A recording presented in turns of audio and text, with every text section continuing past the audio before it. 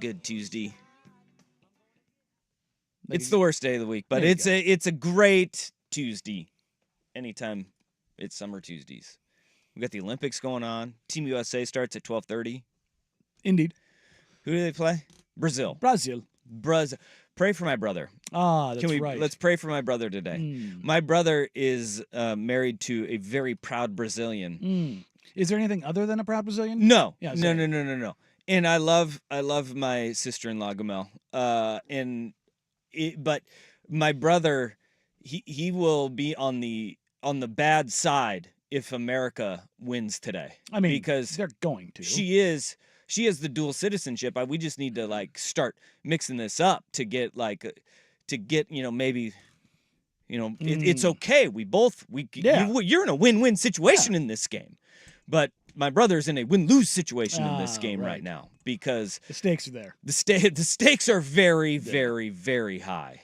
And so let's all keep my brother in our thoughts and prayers because, look, we all like watching our home countries win. We love it. Can't take these L's. Yeah, no. I mean, I would preemptively. What's the line on this? Oh, it's probably a lot. 26.5. 26.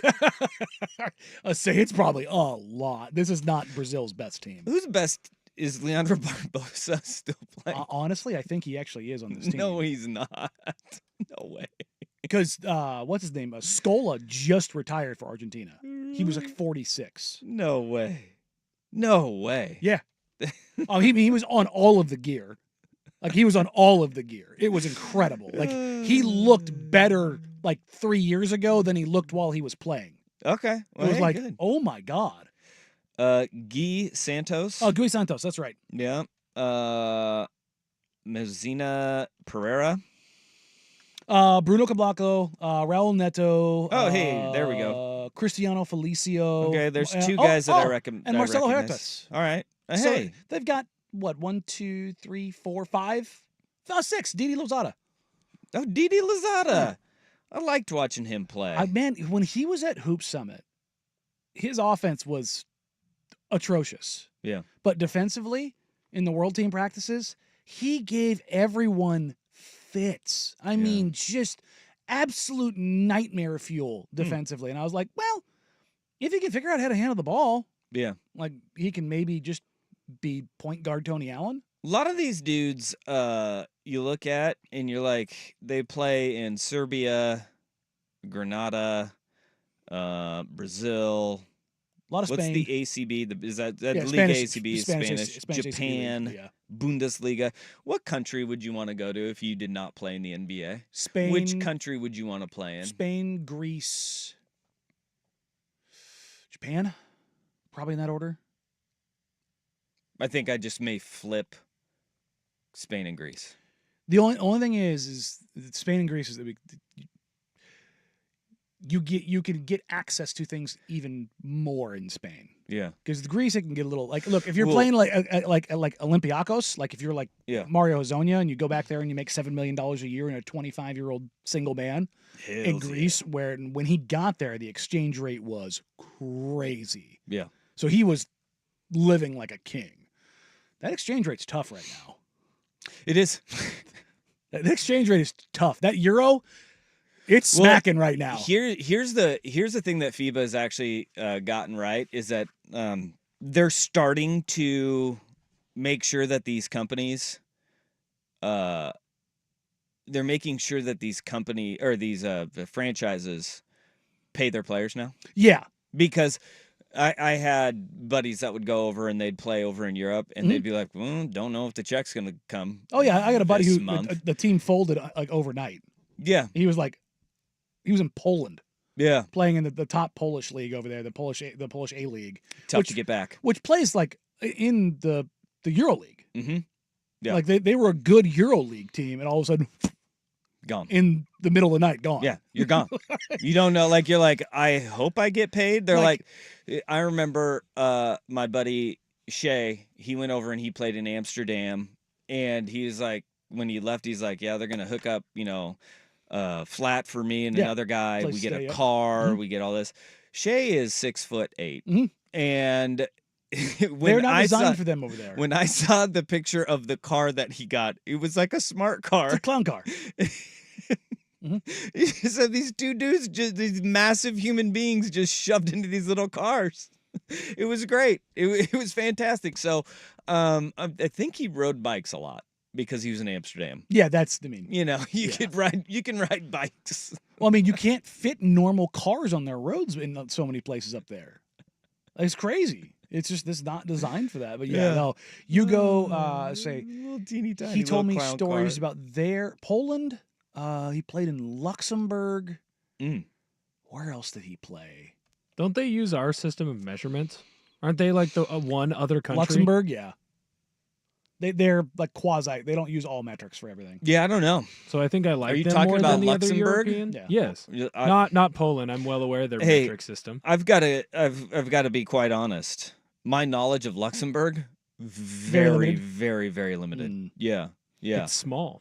It is small. I do know that. One of the places that has actually been safe to play, and people probably like, oh, I don't know, is Serbia, because they love their basketball so much. Yeah, like that's like that's not an issue there. I'll tell you what, it's crazy when you watch those like Slovenian and Serbian and Czech league highlights and stuff. Fires in the stands. Well, yeah, I was just gonna say they treat it like you're in an outdoor stadium. Yeah. They're lighting road flares in the stands. Yeah. You're like, what are you gonna do with that? It's like a Rammstein concert in there. Could you imagine going to Moda Center and instead of the thunder sticks, they're just with road flares to start the second half? I mean, I wouldn't be against it. Like, it's so loud. You just gotta like stop the game. Be like, guys, sorry guys, we gotta wait till the sulfur smoke clears until we can shoot free throws. Yeah, it is when like Luka and Jokic and Nurk, those guys, they talk about how like there's no playoff atmosphere that's going to bother us. They're not joking. No, they get in these arenas like 14,000 people where like they put fences up. I'm not gonna lie. I think that NBA arenas have lost that juice a little bit. Like the daunting arenas that you would go into, and that like Portland was one of them, where guys would say deafen you. Portland was one. Sacramento with the Cowbells was another. Not Golden State. Salt Lake City, Utah, because those Mormons apparently they don't swear, but they just say every other awful thing to you. Hurl racist epithets at you. Yeah, that has happened more than a few times. That has happened, but we don't have like what is the most raucous arena to go to now in the NBA? Yeah, it's OKC. It's OKC. And part of it is yes, they are loud. Part of it is they pump the noise in. Oh, do they? Yeah. We're going Minnesota Vikings Metrodome conspiracies, huh? Yeah, no, OKC and San Antonio pump more noise into their arenas than anybody else in the league. Wow. It's not close. Wow. Like it's bad. All right. But San Antonio's the worst. Like they pump it in like as a monster truck rally. And the NBA is okay with that? Oh, yeah. They're fine with it, unlike the NFL. Yeah. The NFL's like the only time it matters is like legally, like what home teams are allowed and not allowed to do, like during the playoffs. That's when it matters. But if it's a playoff game, it's gonna be loud. So you don't need to do it. I think the NBA has lost its steam a little bit. NFL stadiums are kind of like that now too. They're becoming more and more sanitized. Yeah.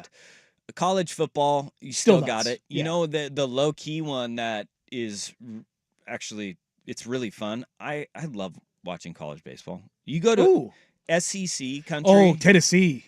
Tennessee's not. Yeah, they're okay. Mississippi State. Oh yeah. LSU.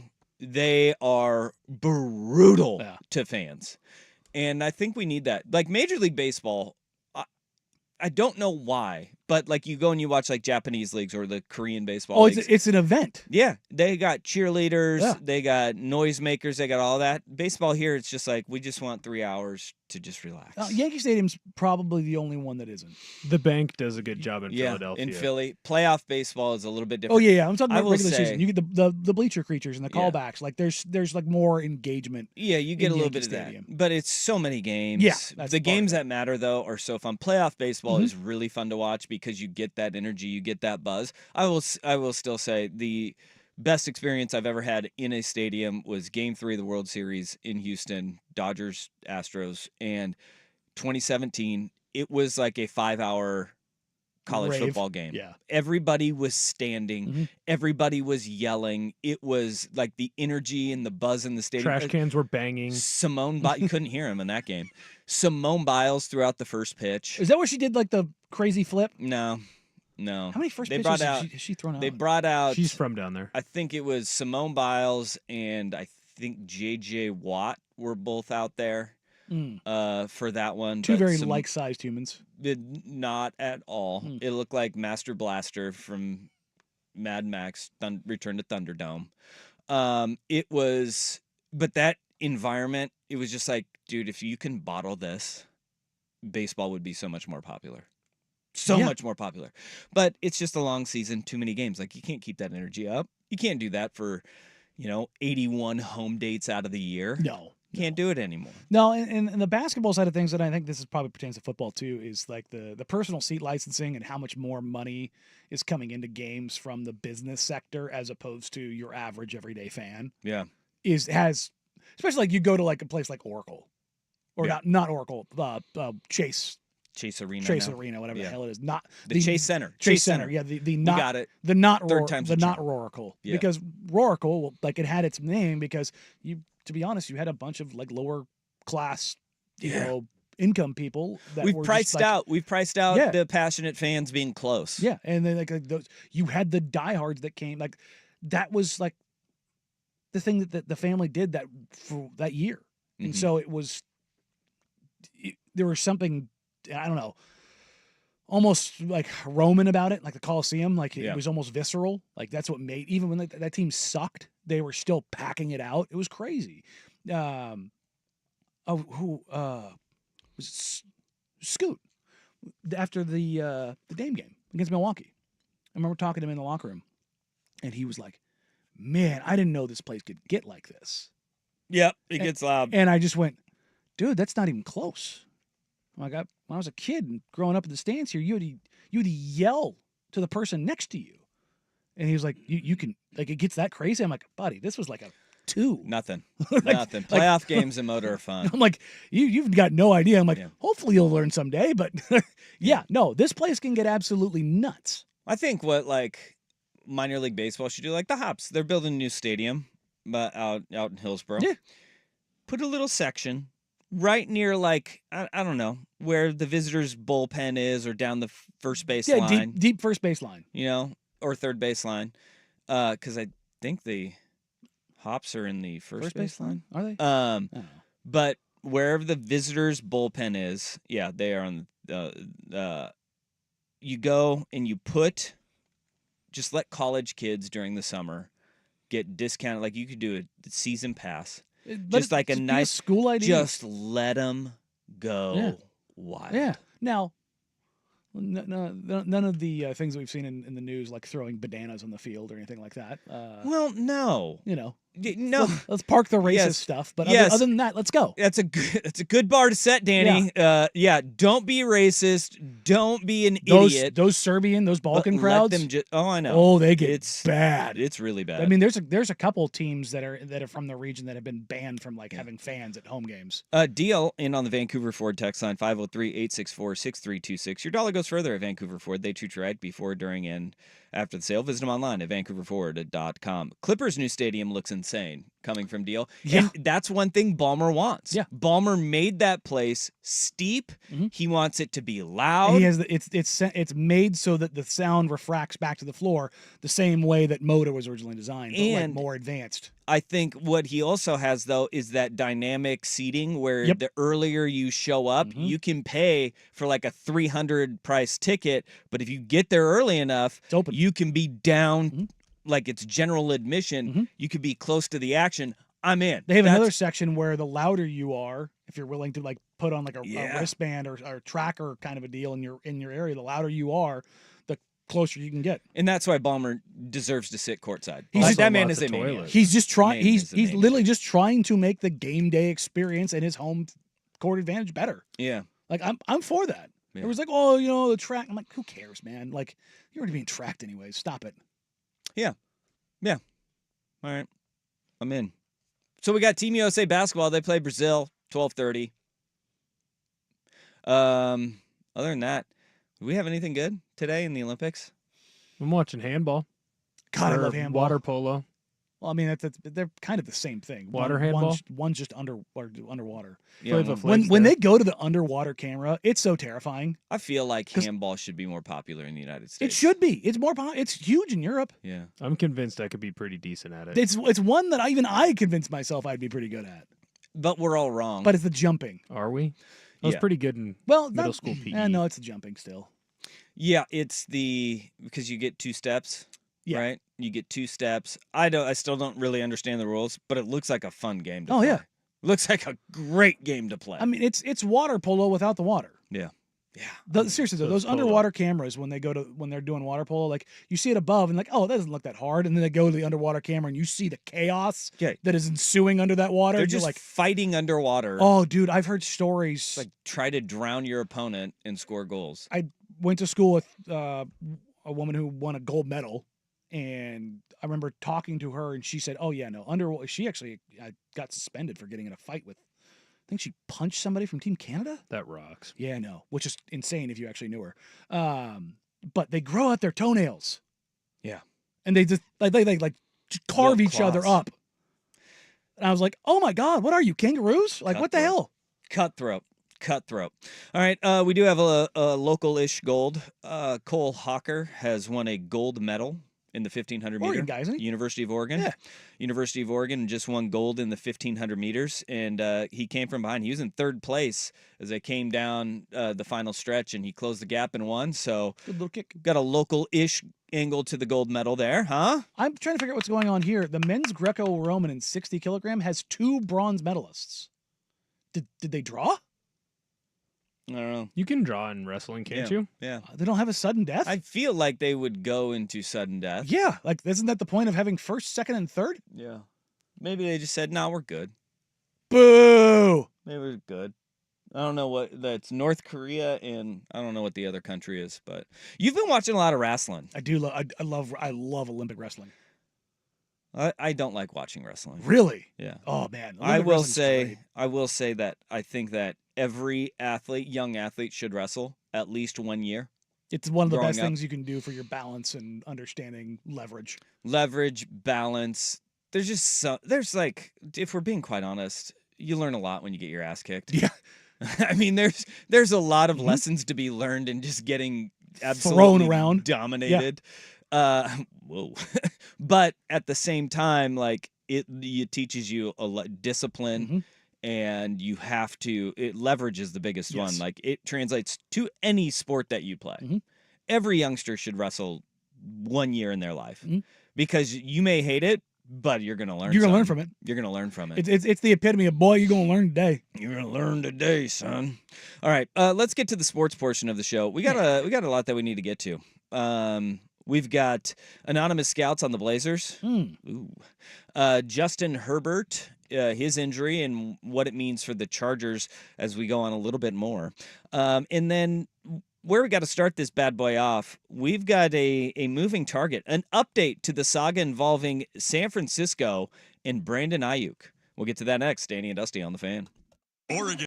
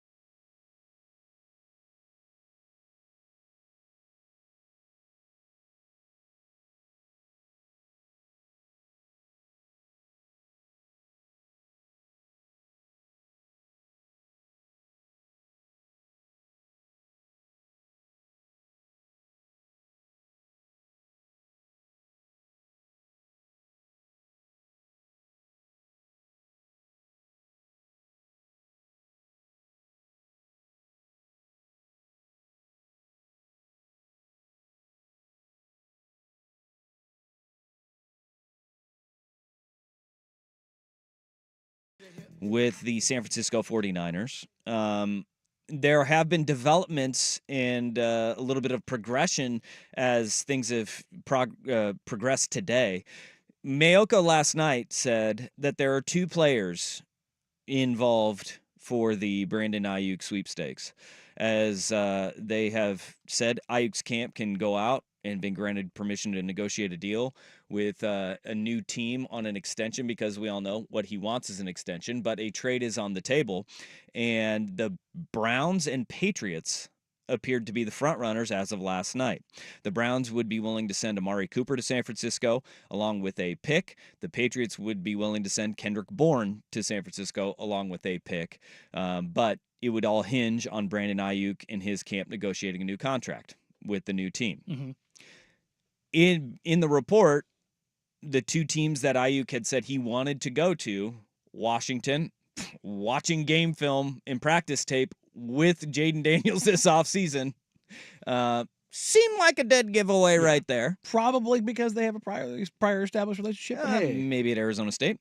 And then the Pittsburgh Steelers, which was also a desired landing spot for Ayuk for a reason I don't know. Yeah, the team that doesn't have a quarterback that makes any sense for the foreseeable future. But I mean, you're going to a culture that's winning, and you're definitely going to be the number 1 option. You could get paid. Yeah. Well, they don't pay offensive players. The Commanders and Steelers last night were seen as out of the sweepstakes because the price was too high. A player and a pick, too high for them at this point. Well, we have a development this morning. As it appears, the Pittsburgh Steelers are back in the conversation. That part of it makes me believe that the 49ers do not, in fact, have a player and a pick as part of the deal if all of a sudden the Steelers are back in it. Because it doesn't matter what the player and the pick is in New England or Cleveland if Ayuk's not willing to re-sign there. Yes, and that's where it all hinges on. It tells me the player and the pick are in play. He just doesn't want to go to either one of those spots, which I don't know why he wouldn't want to go to Cleveland where you have Deshaun Watson. Amari Cooper would be gone. But you are in an offense that you know you would get the ball. Yeah, I mean, in Cleveland. Chubb's coming off of his knee being inverted. You've got Jerry Jeudy and Elijah Moore and David Njoku. You're definitely ahead of everyone. But as other targets in the offense to where it alleviates a little bit of the pressure off of you to where not all eyes are on you all of the time. Which in Pittsburgh. You go to New England and everybody's going to go, yeah, we got one guy we got to take away right now, and it's Brandon Ayuk because of the unproven nature of, Jalen Polk being a rookie wide receiver who is going to be more of a possession guy. They have Hunter Henry. You don't have a quarterback there either. And look, let's not act like Deshaun Watson has blown anybody's hair back and has looked anything like a viable target or a viable quarterback over the last couple of years. He has been such a roller coaster. It's you just shake your head and you go, I have no idea what they're going to do here. But New England has nobody. Pittsburgh, I guess you can squint and you can say as long as George Pickens is on that offense, a 1-2 punch of Pickens and Ayuk, that'd be hard to defend. That would be, and it alleviates a lot of pressure on your quarterback too, because then you'd have Pat Freiermuth, George Pickens, and Brandon Ayuk. And Najee Harris that you're worried about, you would sit there and you go, I can see the framework there. But if San Francisco is hell-bent on getting a good receiver in return, I mean, the only guy that San Francisco would be interested in at this point would be George Pickens. So I have no idea what San Francisco is going to get in this, but I think what it does tell us is that we are so far down the road with the negotiations between San Francisco and Brandon Ayuk. He's getting moved. They are a hard line. We will pay you this, and you will either play on your $14.1 million this year on your last year of your rookie deal, or we're going to trade you at this point. And that's where Ayuk is. So right now, that's kind of the update with Brandon Ayuk is San Francisco is now willing to move him. He's just got to agree to a deal with his new team. I think they are always willing to move him. And that's the thing about this. I mean, pretending like that wasn't the case. Like, no, remember the line was, significantly more likely that he will be back with the 49ers than he will be traded. Well, That line has literally been flipped on its head, where it is significantly more likely he will be traded than be back. But you can't say it. Well, I know, but I mean, you know, you can like that. That's leverage hell. If you're like, yeah, we're gonna trade him. But I mean, it was very like you had 49ers media folks like, no, they're gonna keep him. They're totally gonna. I'm like, come on, guys. But he wants a number that they literally cannot afford any longer, and you're looking at a guy who doesn't want to play on the 14.1. So San Francisco is like, yeah, either you take the number that we give you or you play for that 14 million. Like that's all we can do at this point, because we literally cannot afford to give you any more money here, because Brock Purdy's coming up next year. You know you're going to pay him. And by the way, if you're Brock Purdy, you should be keeping an eye on every single one of these negotiations and say, whatever that top number is that you think you're going to get, you're not going to get it from him. You're not. Yeah. You're not. Prepare yourself accordingly. And it's already starting in San Francisco as Christian McCaffrey has calf strain and will not play in the preseason. Burp. That's not good. Dicey. That's not good. That he's already dealing with the calf strain, because, look, as good as Christian McCaffrey is, as good as Deebo Samuel is, both of those guys, they get dinged up. And both of them got dinged up last year. And football is a war of attrition. And the best ability is availability, and if you can't stay healthy, you've got some issues. And now we're going to start looking at these guys who are getting a little bit longer in the tooth, taking so many hits because of how many carries McCaffrey has had over his career in both Carolina and now in San Francisco. You're trying to alleviate that workload on McCaffrey because you have Deebo Samuel and George Kittle and Juwan Jennings and Brandon Ayuk. But the reality is he's taken a lot of damn hits so far. Yeah. And you're paying him a lot of money. I mean, that was always this 49ers team, though. Risk reward of any NFL contract negotiation. Hanging on by a thread.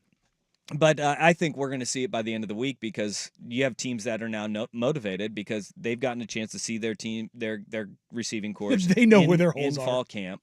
You're going to go into week 1 of the preseason, and you have to pull the trigger on this deal very quickly because of the fact that the door is closing, right? To get a guy like Brandon Ayuk up to speed for week 1 of the regular season, you have got to get him into camp by the end of this week or the start of next week. Yeah, I mean, you have to, because it's not in the NBA or MLB where you can be like, no, you figure it out. No, you need some time to build the rhythm. You need to build the relationships. Well, you have to have understanding. You got to build chemistry with your quarterback. You have to learn the offense, which is going to be a new language no matter where you go, because the verbiage is different in every single offense.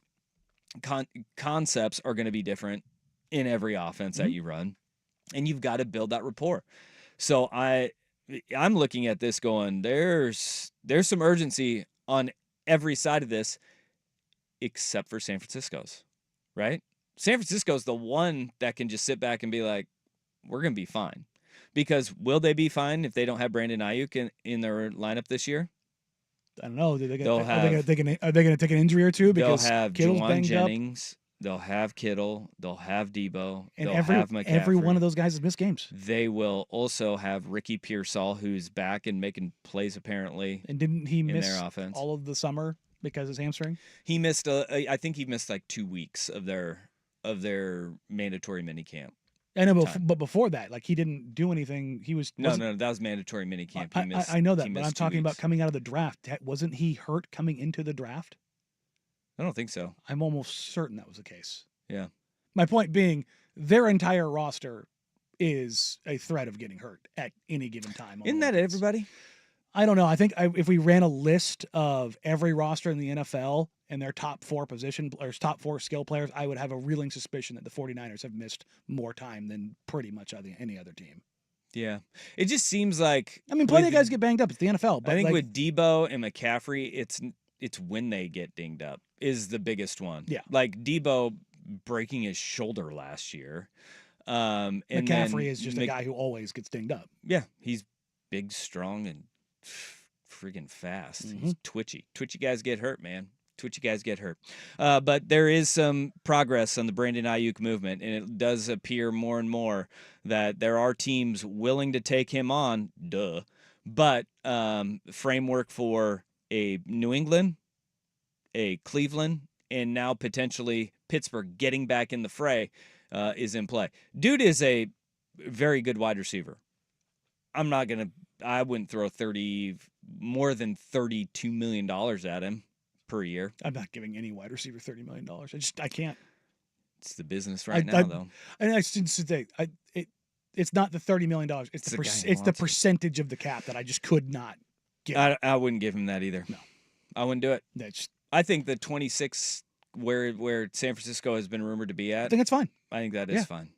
I think that's a fine number for him. But when you think of the $6 million difference is such a massive, massive gap. Is he a top 1% of NFL receivers?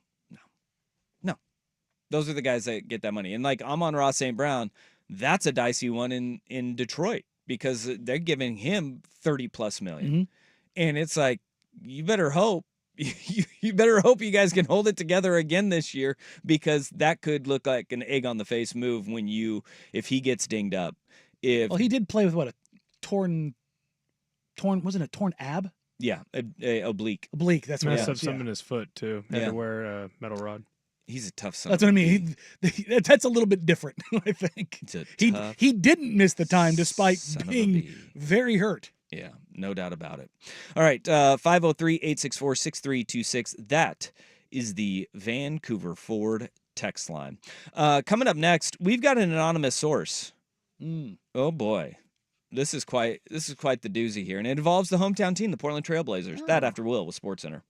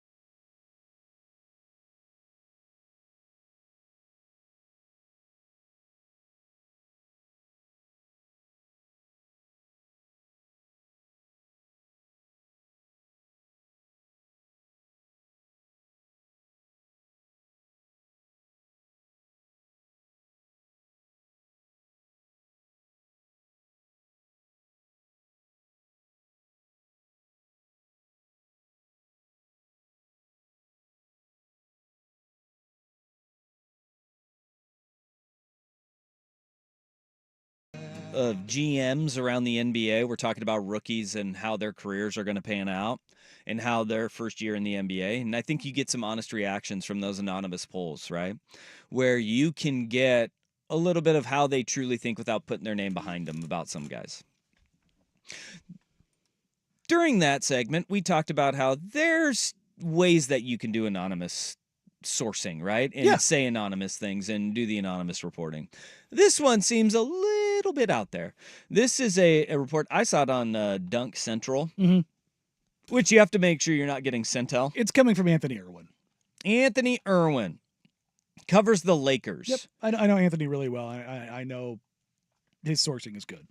An anonymous NBA scout said Joe Cronin, Trailblazers GM, asking for 2 first-rounders for Jeremy Grant is hilarious. Portland traded 1 first-round for him, and then they gave him that terrible contract. Why would he be more valuable now than he was when they landed him 2 years ago? Well, it's pretty easy. 1, he was on an expiring deal. 2, he was going to leave, and this is what the Pistons could get for him. Yeah. This is what facilitated it. 1. The Blazers aren't trying to trade Jeremy Grant right now. No, the Lakers and he is not want Jeremy Grant. He is not demanding a trade either. And that's why. You can find a scout to say whatever you want. And we talked about this a ton during draft season. You can find, if you want to find a certain opinion on or evaluation of a player, you find a scout. Each team has 7, 8 scouts nationally, and they talk. They all talk. And if you want to go find an opinion on something, you can go do that. I know people in the league that think that Jeremy Grant isn't worth 2 first-round picks. And I know people in LA who very much think that. I also know that there are people in the league that are like, yeah, they shouldn't give him up for anything less than 2 firsts because they have the Lakers over a barrel. Well, do I think Jeremy Grant is worth 2 first-round picks? No. Do I think that if a team is desperate and they need somebody, i.e. Lakers, then yes, you hold him for 2 first-round picks because if you can get it, that is exactly what your job is if you're Joe Cronin, is to try to get 2 first-round picks. In addition to this, the terrible contract that Jeremy Grant has, if he will enter this year with 3 years and a player option remaining on his contract, okay? The average annual value of his contract right now ranks 44th in the NBA, okay? Entering this season, yes. 44th in the NBA. Also 13th overall for all forwards in the NBA. When you go to the end of, and I won't even put the player option in this. So let's just go with the 3 years that he has remaining before that player option, which is this upcoming season and the 2 after that. If he's at 44th right now, with the salary cap going up the way that it is, where will Jeremy Grant's annual contract value be in your mind? Will he be top 60? No. In 3 years? Just doing the math real quick. So I've talked to a couple team presidents around the league and some folks who have insight into where the salary cap is going to be with the new TV deal. It's going to go up the guaranteed 10% over the next 3 years. Like it's a variable rate, but it can go up to 10% on the salary cap. That's what it's going to do. And if you factor that in, the base rate right now is what? God, I can't remember. Salary cap's up 140, so going up essentially $14-ish million a year. Okay, let's just use a 14 flat each year. So you're going up over $40 million in 3 years. Right now, Jeremy Grant to be split 15 ways. Right now, Jeremy Grant's contract is just over 20% of the total salary cap. The last year of his deal, he's going to be at like 14%. 14% of the cap. Of the total cap, which is nothing. Yeah. It's nothing. And that's where I look at it and you say, were they paying the freight early? Yeah, because they weren't trying to win. And you need to get the salary floor. Oh, by the way, you got to pay guys. Yeah, you have to get to that salary floor. And there's going to be so many guys that come up with deals before him where he's going to keep on climbing, or he's going to keep on falling as other guys climb up that salary ladder. And so that's why I look at it and I say, is it really that terrible of a deal for Portland if you are going to be sitting here looking at it going, he doesn't want to be traded right now. We needed to sign him to keep him. And then even if the Blazers do hold on to him past the start of the season and up to the trade deadline, or hell, even through this entire regular season, next year, the $32 million that his average deal is going to be pushing him down even further. I bet you by the start of next season, he's not even a top 50 paid player in the NBA on annual average salary. No, I don't. He won't be. No. So I think there's a lot of factors that are at play here that sit there and go, okay, was it a steep price? Yeah, when they signed it, it absolutely was. But you always have to look forward to what the salary cap is going to be doing, what the market will offer for predicting a guy like what the adjustment Jeremy is look Grant, like. Yeah. and the fact that this anonymous scout is probably a scout for the Los Angeles Lakers if a Lakers reporter is reporting this. I mean, you can draw some lines pretty simply. And then you sit there and you go, yeah, of course they want to suppress the value of Jeremy Grant because they know that they're desperate, and that's why Joe Cronin's asking for 2 first-round picks for him. Yeah, and the other part of this that is interesting beyond Jeremy Grant is there is a move being done by media folks and anonymous sourcing about Jeremy Grant's injury history over the last 3 years, which I would beg one writer to do 1 ounce of work and go, I wonder why Jeremy Grant missed all those games. Blazers weren't trying to win. I think that's the big one. Sean right there. Devaney of Heavy.com they said the Lakers are balking at the price tag for $160 million star. First of all, that's how they did the headline, which lets you know it's clickbaity as hell. But on top of that, he cited Jeremy Grant's various injuries and how injury prone he was. And it's just like, I am begging somebody to do an iota of research, because if I saw a guy if a guy missed a bunch of games over 3 years, I'd go look, okay, what are the injuries and when do they occur? That's weird. Post All-Star break, they just start to just pile up. Yep. Out of nowhere. Yep. Crazy. Yep. I don't understand. Healthy the whole rest of the year. Just boom, the second the All-Star break hits. I don't understand. Like, is something in the water up there? It's just it's difficult. It's truly impossible. These injuries they just really pile up. Yeah. That is a really good point, though, of a lot of these guys that now but because I think what we do is we get so caught up in the guys who are on teams that matter that get injured regularly, and they're trying to win, and then all of a sudden they break down, and you're like, well. Jamal Murray's a great example of this, right? Yeah. Jamal Murray's kind of going through it right now, but his injuries aren't built the same as other injuries because, like, the Blazers literally cannot say, we're just going to shut Jeremy Grant down for the season for no reason whatsoever. We're going to shut Damian Lillard down for no reason whatsoever. They have to put a reason behind it, but then, on the player end of it, they do get labeled with, oh, the guy's always hurt because he's missing all these games because of injury. I mean, there's since 22, the last he had no injury from 12/11/21 until 3/26/22. Year and a half without an injury, and then calf was the only thing cited from the end of March to close out the year. Yeah, them's the breaks. And then he had he rolled an ankle, which everybody saw in the game the beginning of November in 22. I remember that very clearly. He missed 2 games. He came back, and then he got run over. He landed awkwardly in his back. He missed a week for his back. After that, you have quad concussion, rest, quad concussion, back, quad, hamstring, hamstring. And it's all like 1 month apart. Maybe when the Blazers would like rifle off like 3 wins and then be like, all right, let's shut him down. We need to make sure we relax it here. Huh. Interesting. This will be, I hope the Blazers do get the 2 first-round picks, but like the if they're conversation, taking D'Angelo Russell, they are.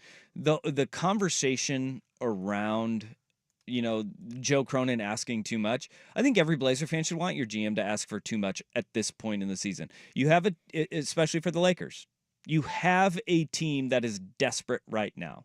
Now, if you get nothing for Jeremy Grant, then that's a bigger issue. But your GM asking for too much, That's exactly what Danny Ainge does. Yes. And what Danny Ainge does is he asks for the moon and waits until you get desperate enough to pull the trigger on it. And that's the thing is the Lakers, what's been really funny is watching this juxtaposition right now between Lakers fans and the Lakers front office. Because Lakers fans are watching Braun and AD play in FIFA and looking otherworldly. Like, see? That's world championship caliber. Which I'm all about. Yeah, fan base, talk yourself into believing that Braun and AD is enough for you to win a title because they're beating up on FIBA teams. Definitely. That's what you should be doing. There's what, 65 NBA players playing in the Olympics this year? Yeah, outside of the Team USA. Yeah. Every single team in the NBA is an NBA player. But hey, Noah Lyles was wrong. Winning an NBA title is harder. Oh, let's get into that because Noah Lyles, he may be using his muscle as the world's fastest man to get somewhere. Next on The Fan.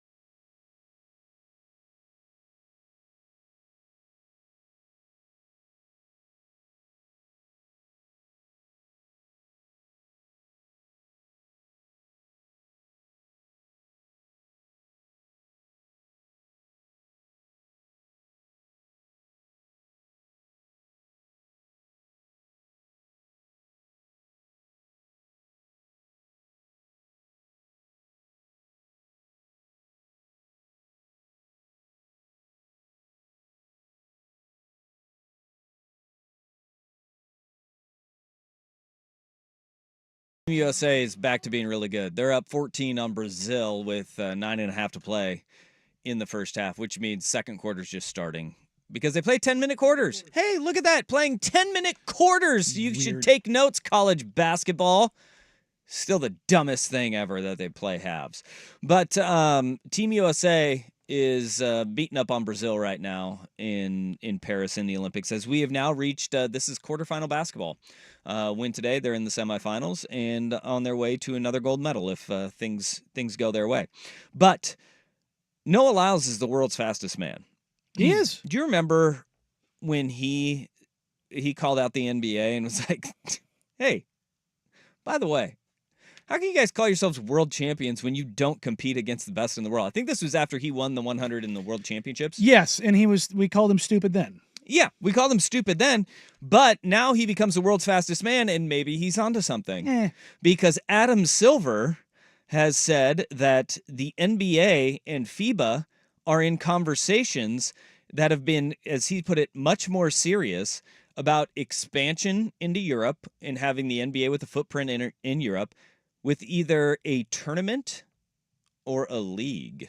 Yeah, Could you imagine? I mean, they're going Super League. If That's they what they're doing. if the FIBA holds their European championships, and then they say, okay, the NBA champ plays the FIBA champ, and gets absolutely mollywopped. it's just one game, boom, done. It's a Champions League. That's what they're going for. I would love that. You'd probably take like the 4 teams from the 2 from each conference, the conference finalists. Yeah. To play in the Champions League, and then you'd have the Spanish ACB League, and then they'd probably do it in an in-season, probably the French League, in-season tournament type deal where during the NBA season they come over and they play the team from the NBA finals. You do it in the 2 years in the conference off finals. cycle from the Olympics is what I would do. Yeah. Instead of doing like Champions League like every year, you do it like a biannual, or what do they call it? Yeah, biannual, every 2 years. I don't know how long this would last for, though, because what would eventually happen is The U.S. is just gonna, the NBA teams are just gonna mop. they would absolutely embarrass the European teams, and it'd be like, all right. We already do it in the preseason, like that Bundesliga team that's coming over to play the Blazers. Ratio Farm Ulm is gonna come over, and they're gonna get absolutely just walloped. Well, I mean, I'm not gonna. I don't know yet. No, they're I don't know the yet. New Zealand Breakers came in. They lost by like 37 when they were playing the back end of the Blazers bench. Yeah. Like it's nowhere near. Well, Like if you want to say like Real Madrid, they can hang. yeah, they could hang. In a 1-game series, anything can happen. You can get hot from 3. I think we should see it. But you're also talking about like last year, 37-year-old Rudy Fernandez. Yeah, that's brutal, dude. Look, I love Sergio and Rudy. Fantastic. They're both a couple years younger than us. Noah Lyles needs to be the old. guy who presents the trophy in this, though, because in my mind, he's the one that started this. How can you be a world champ if you don't even play everybody from around the world? I mean, he missed the mark on that too, because all of the great players from around the world just come to the NBA and play. Yes. Just like Noah Lyles will go over to Europe and race in Golden Spikes meets in order to run against the fastest in the world. That's exactly what happens here. Is they come to the States and they all play on the teams in the United States. I mean, when we have a player not named Arvydas Sabonis because he could not come over due to, I don't know, this little thing called the Cold War. Until we have a player opt to, I'm just going to stay and play my whole career, I'm not going to go to the NBA, then I think we can have this conversation. Yeah. Yeah. But hey, FIBA and the NBA, we have they're in yet to have discussions. the best player say no. Now we've had a couple really good players go back. Sasha Vezenkov, who was the EuroLeague MVP. Well, you just look at guys. I mean, Mario Hezonja, a guy you brought up, Rudy Fernandez, another guy, Sergio Rodriguez. Guys have all gone back. They could have stayed in the NBA and had journeyman careers, but no, they said, no, I'm going to go back. I'm going to go continue overseas and to be play. a god. Yeah, and Like, they are. Like if Luka decided to stay and play for Real Madrid, that would be like the change. Exactly. If 17-year-old Luka's like, I'm not going in the NBA draft. Yeah, until then, Yeah. I think we're out. All right, basketball coverage on the Fan is presented by T-Mobile. Switch to T-Mobile and you can get tons of benefits and still save money on every plan versus AT&T and Verizon. Use their savings calculator to find out how at T-Mobile.com/switch. We start hour number 2 in the NFL. Justin Herbert's injury is lingering a little larger than we thought, and a surprise at third string. Next on the Fan. Sometimes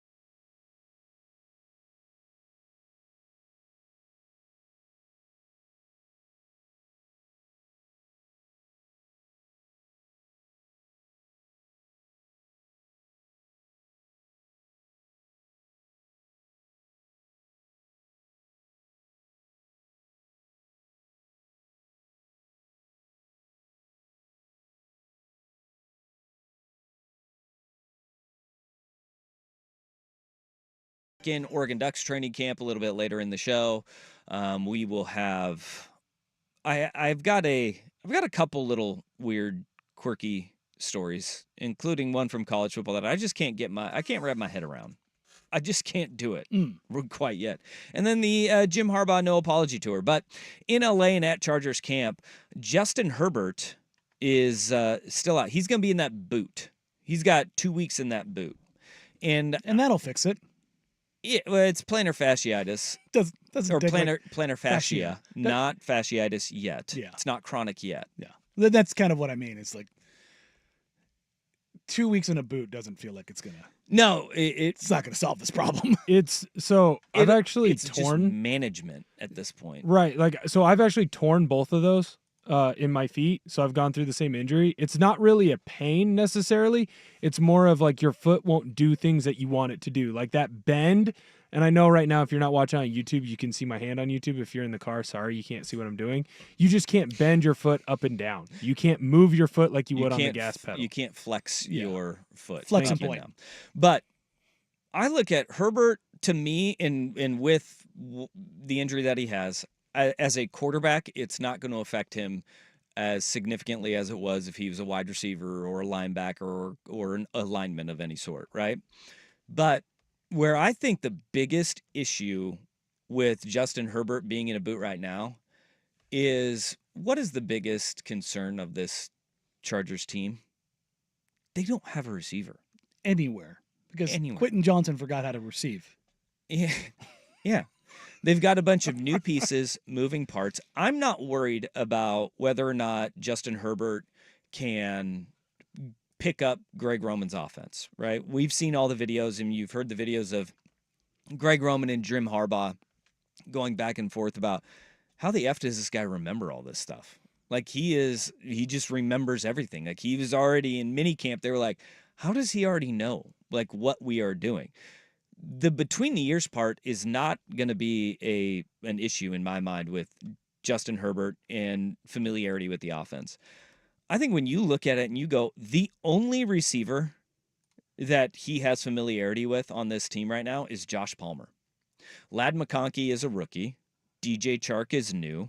Brendan Rice, Quentin Johnston, Hayden Hurst, Will Dissly. I mean, it's really a real murderer's row. Palmer and then Donald Parham, right? Those two guys. And as everybody else is kind of learning the system, I think the biggest issue over the next 2 weeks with the Chargers and this Herbert injury is truly timing, chemistry, continuity with your receivers. Because over the course of training camp, you are throwing 100 balls a day to those guys, right? You are working on timing at the top end of routes. All right, where does this receiver like the football? Does if he runs an out route, is this a guy that he wants it closer to the sideline? Do I need to pin it close to his chest? Where do I need to ball placement type stuff as a quarterback? That to me, figuring out what guys look like coming in and out of their breaks and where you throw the ball and how much zip you put on a ball to a particular receiver. All of those things that take hundreds of reps over the course of training camp, where that's where you get it dialed in. It's not like Justin Herbert's throwing to Keenan Allen and Mike Williams this year, which he was working with for several years prior to. You're starting at ground zero. Mm-hmm. You go through your mini camp, and thankfully you went to, mini camp, mandatory and the non-mandatory version of minicamp and OTAs, because he was trying to get a grasp of the offense and work that continuity. But now you're going to tell me he's got a 2 to 3 week gap where he's not throwing the ball to these guys at all? I think that is probably the biggest issue that they're going to have, especially when wide receiver number 1 is likely going to be Ladd McConkey, who he has no familiarity with. You're working all timing. It is all timing because he's going to be a space guy, right? Yep. He's going to create space, find space, see how he gets in and out of his breaks, when he opens up. Well, the throttle down of a slot receiver in a quarterback, right? As a linebacker moves, how does this receiver throttle down? What does it look like? Yeah. Is it a numbers tells me he wants the ball, or can I throw it before that, right? Mm-hmm. All of those little things that you sit there and you work on the little timing stuff. If McConkey's going to be your guy that you're going to feed all the time, you've got to be able to throw in the ball. God, it's terrifying. I mean, we were talking about this with Ayuk, the whole idea of consummating that trade ahead of time. Yeah. And you've got Just think if you're the Chargers, if you actually had anything worth trading, you could go get Ayuk. You couldn't pay him though, Yeah, and that's the biggest thing is that they don't Which is have insane. any money to pay him either. They have no money yet they have no wide receiver. It's like how Yeah. are they gonna get that? Well, they're just gonna keep on drafting him. And you got Greg Roman who Has better luck than Bill Belichick? Well, no, Greg Roman is a guy that, remember, it was Lamar Jackson doesn't have a number one wide receiver. Lamar Jackson doesn't have a number one wide receiver. Finds a way to make it finds work. a way. I mean, Sure. but having an elite wide receiver, pretty damn useful. Also having look, Herbert's not a slouch athletically, but obviously he's not Lamar Jackson. You think? Yeah. He's not.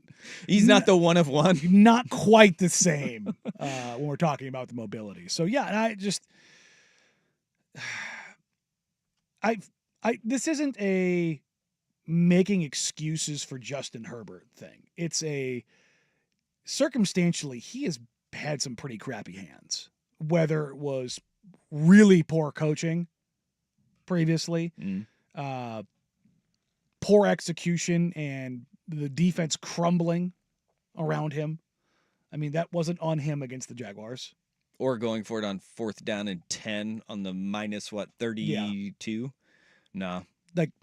But his 4th and 8? inability to stay healthy while falling short in some areas, I think it's the closest comp that we have to Justin Herbert is Joel Embiid.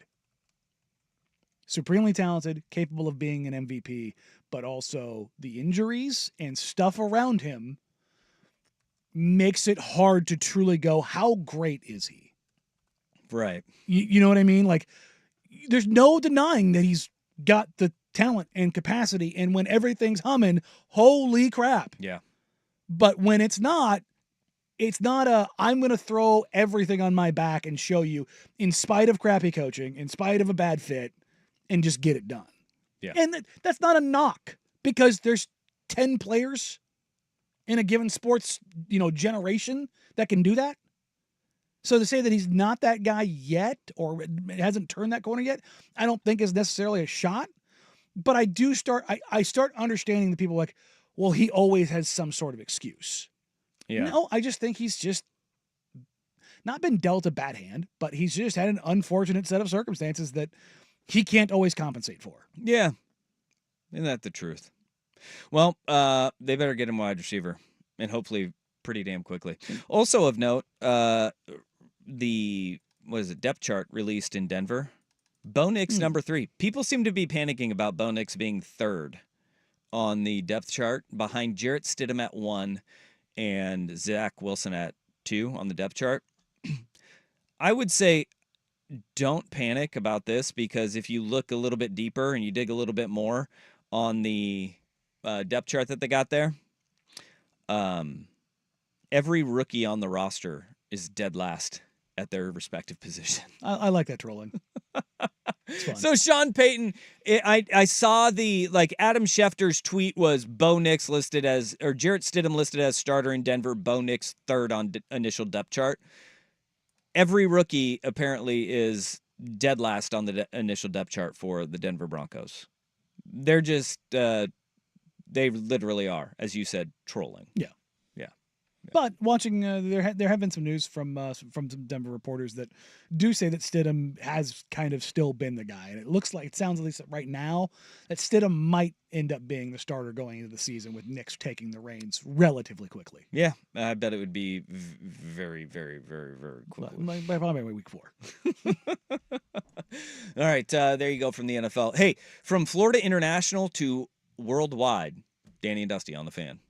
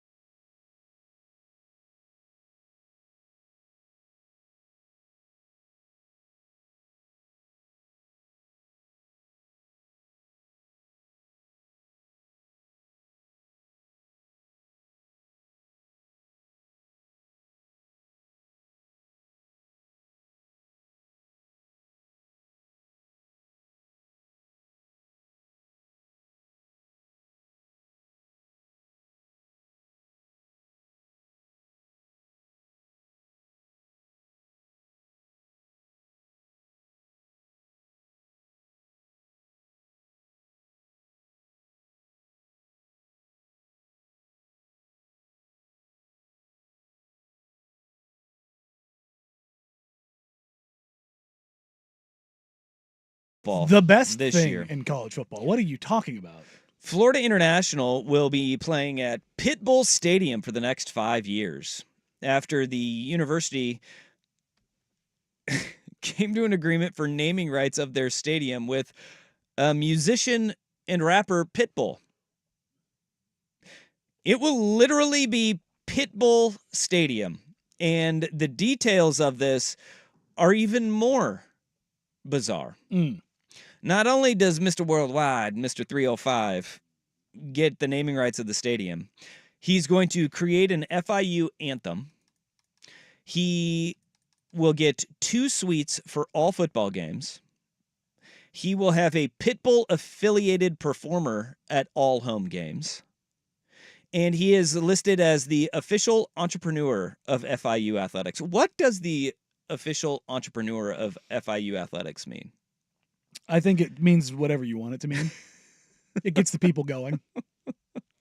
I love this because it shows you just how easy it actually could be to get naming rights for things. He's paying $6 million for it, which $1.2 million a year for 5 years. I mean, that's not nothing. No, it's not nothing at all. That's good money for FIU Athletics. Like that's when I think of FIU sports, now I'm associating, Mr. Florida. Yeah. No, that's Mr. Worldwide. Well, I know, but Mr. 305. And you know what? You are Florida International, right? So Mr. Worldwide is Mr. International. It makes sense. It's tremendous. Also, he is required to make 12 social media posts per year to promote FIU. So double what The Rock was asked by the U.S. Army. So he's got 1 month. He just has to have one FIU related post a month. Which it's not even him. And he's also required to appear at a 1 3-hour fundraiser for FIU Athletics per year. Oh, that's easy. You just figure out when the tour schedule puts you back home and you post up. Yeah, and you just get we have 1 3-hour event where people kiss your ass, and then you're going to sign autographs and do meet and greets, and then you're out. Okay, but here is where he gets a perk in all of this. He gets the use of the stadium for up to 10 days per year. He basically paid to have a local concert venue. Okay, is that what you're going with? Do you think that's what Pitbull's going to do there? I mean, it's just concerts that or he just wants to play Pokemon on the stadium scoreboard. See, these are the things. What would you do if with you're wondering, 10 days? If you're wondering why I gave that specific example, what's the this? I'm gonna sound terrible. The cross-eyed redhead pop star. Boy, Carrot Top. No. The cross-eyed Ed Sheeran.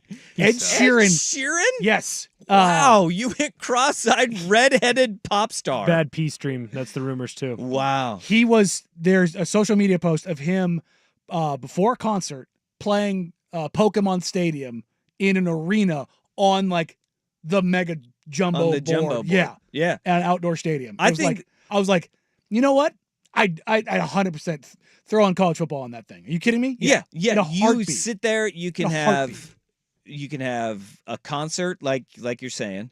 You could just play video games with your boys. You could just have a day. Have movie night. Just have just have a barbecue there. Mm-hmm. Just have everybody. There's no limit on how many people you could have there, or how few people you could. You could have all the yard games on the field, right? You could have cornhole. You could be playing ladder toss. You could be playing spike ball. Whatever you want there. Okay. But you could also sell concert tickets and make money. And he will make a lot of money off that. Like 10 days a year, the dude could have his own flag football league and hold it in the stadium there, or hold like football games and charge people to go there. If I told you, Youth Sports are a racket, that Pitbull, Lil Jon, and T-Pain are coming to the amphitheater up the street, would you go? No. No? Oh, I totally would. They are, and I'm going. Yeah, you're going? 100% going. I'm not going. That's going to be, you know how hilariously fun that is going to be? I bet it will be. I bet it'll be a great time. But that's what I mean. Like, if somebody was like, hey, $20 to go see Pitbull and insert stars here, because it's Florida. Yeah. They're down there all the time. Yeah. It's not hard. It's hard to get people to come to Oregon for a tour. It's not hard to get them to go to Florida. I think it's cool that you have to be creative when you are not at the big boys table. And at least they're doing that. I'm pushing this right now. What needs to happen is FIU needs to pivot from the Panthers to the Pit Bulls, right? Change Like their when name. do you go the Florida International go full Pit Bulls? Shoresy and go Blueberry Bulldogs? There's no Pit Bull mascots. We have like the Bulldogs. It's we don't true. have the There's not Pit that many Bulls. Pit Bulls. Pitt really dropped the ball there. No, but Pitt Panther, the Pittsburgh Pit Bulls. It's a mouthful there. It's great. But FIU, you can be different and you could just go the Pit Bulls and you could do one-off uniforms. Pit Bull's going to have a concert. Oh, after God, your instead of game, having a Pit Bull you have dog on his your helmet, face. you have his face. Yes. Wow, thank you. Yes, you just put his face on the side of your helmet and then he has a concert after the game. It's built in there. With the grill in? What? Yeah, they got chrome decals now. You can do that. I like it. You can do all these things. I like it. I like it. Yeah. I think that you should. I think you should go the Florida International Pit Bulls. That should have been part of the naming rights, not just the stadium. You get the mascot too. We've seen weirder things. Teams change mascots all the time. What was the last major university to change mascots? That wasn't required to because of some native rights. Dixie State literally changed the name of the entire university. They're Utah Tech. Who did? Dixie State. Yeah, D3 now D1. D2 now D1. Yeah, they're let's see. I don't know about full-on mascot changes. Because North Dakota did when they went from Fighting Sioux to. Well, and then you have like Miami of Ohio Redhawks. They used to be native. Stanford used to be a Native American logo too. I mean, outside of the Native American ones, I can't remember. I have no idea. But in Canada, Simon Fraser was named the Clan after like Scottish clans. Yeah. Oh, boy. They are now not the Clan. No, they are no longer the I Klansmen. don't know what they're called. And yeah, dude. Which is unfortunate because it does sound cool. Yeah, until you it's realize that when you go to the United iteration, States and you play American universities, when the Klansmen come to town, it's not the most wide open welcome party. No. that It you was have an eye opener. Yeah. Like, we're playing who this week? there. Yeah, and their uniforms were all white. No, Had- there was like red streaks. yeah, they did have red streaks. They had but blue helmets eventually. It was like, well, when I was in college, Was you there a would- cross involved? You would play the Klansmen, and they would roll down in their all white uniforms, and it was like, it means a different thing up there. It's not the clan that you're thinking of. Yeah, what are they now? Well, they pivoted. Let me read their Wikipedia. Hold on. But they had like the Canadian Olympic training facilities were on the. Simon Fraser actually had a great facility, but yeah, they were formerly known as the Klansmen. Not a good They are the Red Leafs for Canada. Red Leafs. Do now. you get it? I get it because the whole flag thing, maple leaf. Nice. I got it. I get it now. Yeah, that was a whole deal. I'm glad you brought that up, Will. I think that may be it. That may be the most recent mascot change for, not Native American reasons, but, I don't know, race reasons. Yeah, would be Simon Fraser. But this would be a different one. You go from the Pitt Panthers to the the Florida International Panthers to the Florida International Pit Bulls. I'm in.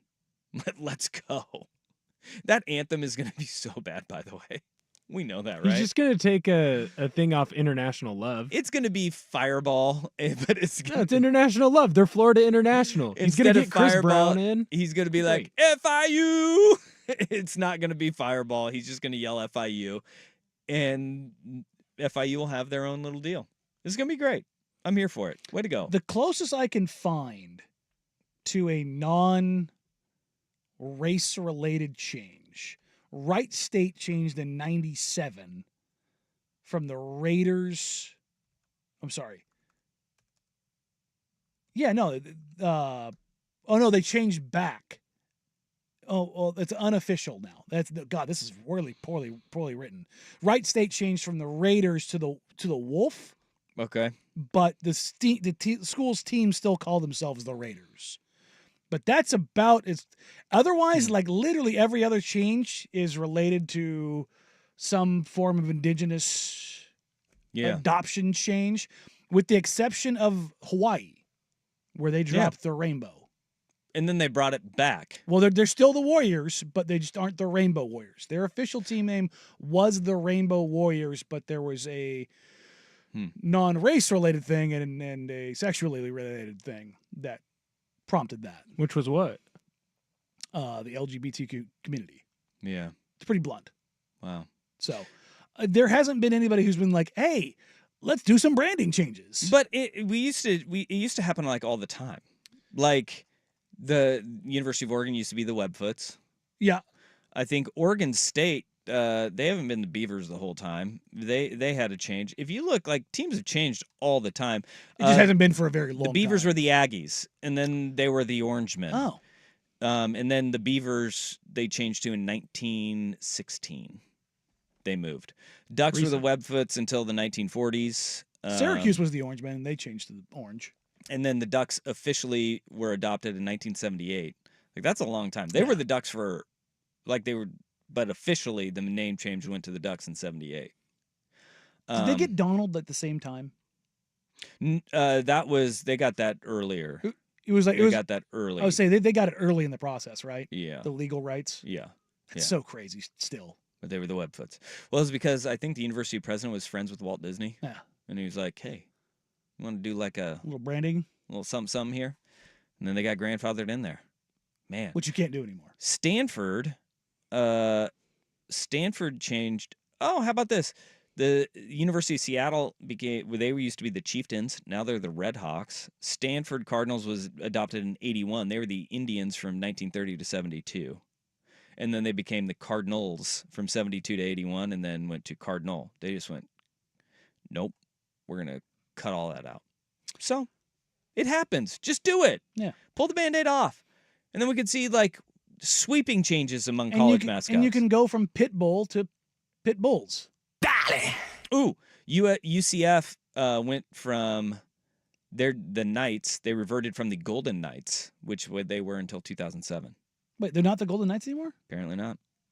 Did Vegas buy the naming rights? News to me. Yeah. Which is weird because Vegas doesn't go by Las Vegas Golden Knights. They go by Vegas Golden Knights. Do you know what USC's mascot was prior to 1912 when they became the Trojans? God, no. They were the Methodists. Really? Yeah. Why is that not ringing a bell? Elon was the Fighting Christians. Oh, nice. That rocks. They're Fighting Christians. University of Washington was the Sun Dodgers. I mean, that's actually pretty good. That's pretty dope. I'm not gonna lie. Yeah, they were just a bunch of albino people, just pasty white, hiding from the sun like powder. Oh God, not the sun. The one Northwest school that has not changed, Washington State. Washington State. Yeah, they've just been the Cougs. They've been the Cougs forever. Because Cougs have been boozing forever. Yeah, win or lose, we still booze. Go Cougs. I bet that moniker started like in the 1800s. Yeah, I bet you did. You know, they were like, win or lose, we still booze. Go Cougs. Yeah, that's a frontiersman. And I think at one point they had a live cougar mascot. Which, yeah, that rocks. Bring it back. Bring back the murder mittens. Yeah, the murder mittens or kittens. No. Murder mittens is the state of Michigan. Oh no, yes, but also what they have on them is Cougars have murder mittens. Where do you live on the mitten here? Yeah. Call it like Stephanie or something. The glove. Dang. Oklahoma, upgrade or downgrade? They are now the Sooners. Mm-hmm. They used to be the Rough Riders. Oh, major downgrade. Downgrade. Rough Riders. Could you imagine the DMX crossover they could have had? Are you kidding me? You could have Teddy Roosevelt and DMX crossovers. That would have been Teddy Roosevelt and DMX in a collab. I don't think they were alive at the same time, but we could have found a way. Lord, give me a sign to cross over into the frontier west. Ooh. The Ole Miss actually they went from the Flood. They were the University of Mississippi Flood to the Rebels. Both are good names. That's kind of the Flood though is like probably somebody important died and they're like, we need to not recognize that anymore. Right? You know? Yeah. That'd be like if you were in New Orleans calling yourself the Flood. Or the Hurricane. You know? Right. Yeah. Well, Carolina Hurricanes. Or just Katrina in general. Yeah. Yeah, that's not. Wouldn't you go don't well. want that. No. You can't have that. All right.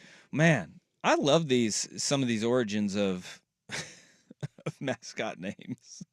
Yeah, I mean, some people were deciding things that probably shouldn't have been. I think we can all agree on that. All right, come in. I know one. What? I know one. Go. Recent change. Long Beach State. Long Beach State. You're right, from the Dirtbags. They went from the 49ers to the Beach.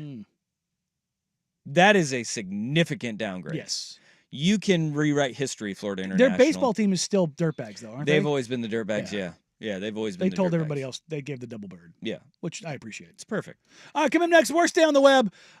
You know what? There's probably better things to do when a building's too full, but I guess this is one way to clear a building out. But first, here's Big Will Betts, the Sports Center Update.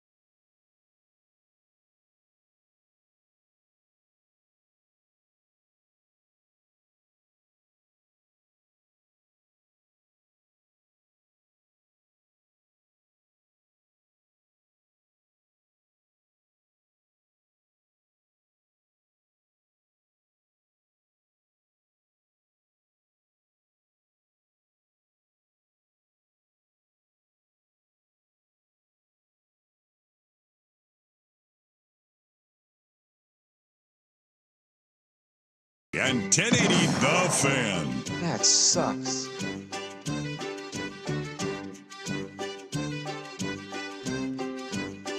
I will always admit to being one that partakes in shenanigans. I like shenanigans, as long as they're always cheeky and fun. Cheeky and fun. But your line of what is cheeky and fun and others are higher. quite different or lower, depending on your standards there, because you say military, cheeky and fun. Yeah, cheeky and fun. They are our shenanigans. Nobody got hurt badly. No loss of limb. Hey, that's As long our as bar. nobody ends up with a permanent record or loss of limb, it's cheeky and fun. All right. Okay. The standard of violence is high. The bar to cross your cheeky and fun very low. PTSD, traumatic inflictions of psychology, those are totally allowed. But, Jeez Louise. These shenanigans are probably a bit too far. A McDonald's employee was sentenced to prison for setting a dumpster on fire because the restaurant was too crowded. Now, I think we've all been there, working at a job you don't really want to work at. I got to clear these people out of here. You don't have very many options. You're just like, dude, I can't do this. I can't do this. We've all had those intrusive thoughts, right? The intrusive thought comes in, but you have that little the good angel on your shoulder going, nah, dude, don't. This is I usually just give a little flick to that guy. Yeah, well, obviously. Let's revert back to our cheeky and fun conversation.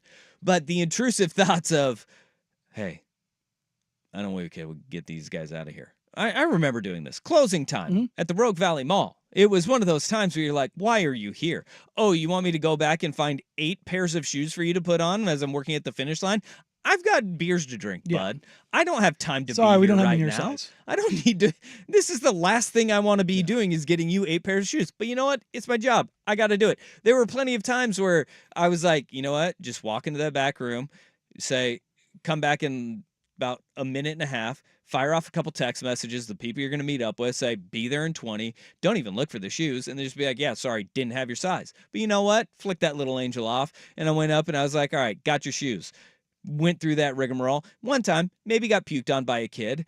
Not their finest hour. Wow. Yeah, dude, putting shoes on a kid, it was like back to school Age. shopping.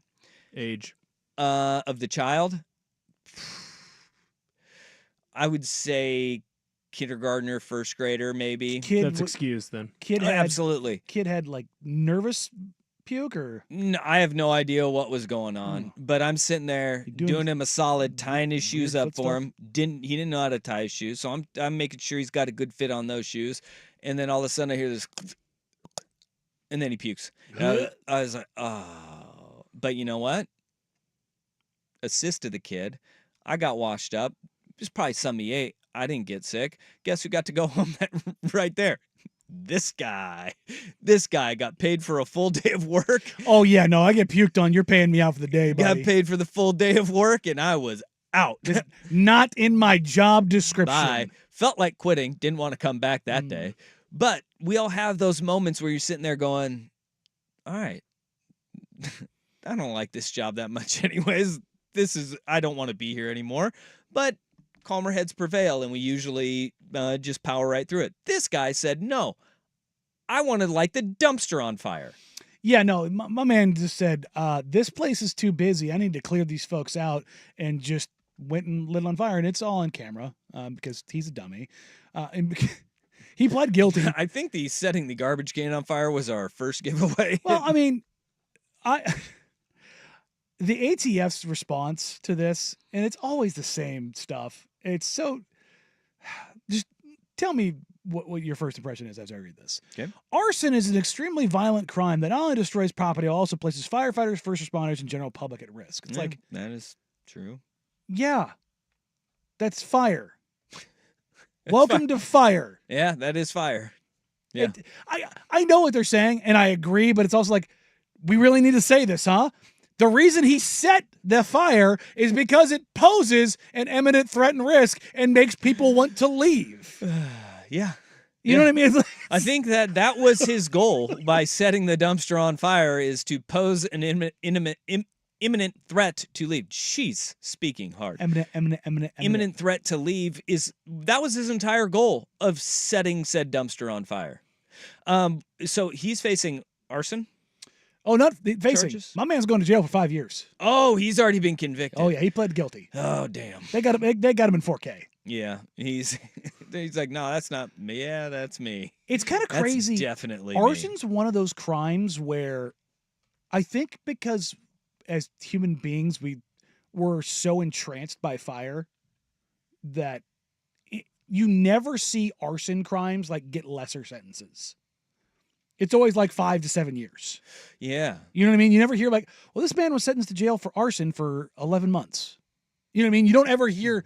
Meanwhile, yeah, he went to jail for manslaughter. He was in prison for 8 months, and you're like, wait, what? Yeah. Sometimes the mandatory minimums are a little out there. Arson's a weird one. I think Yeah.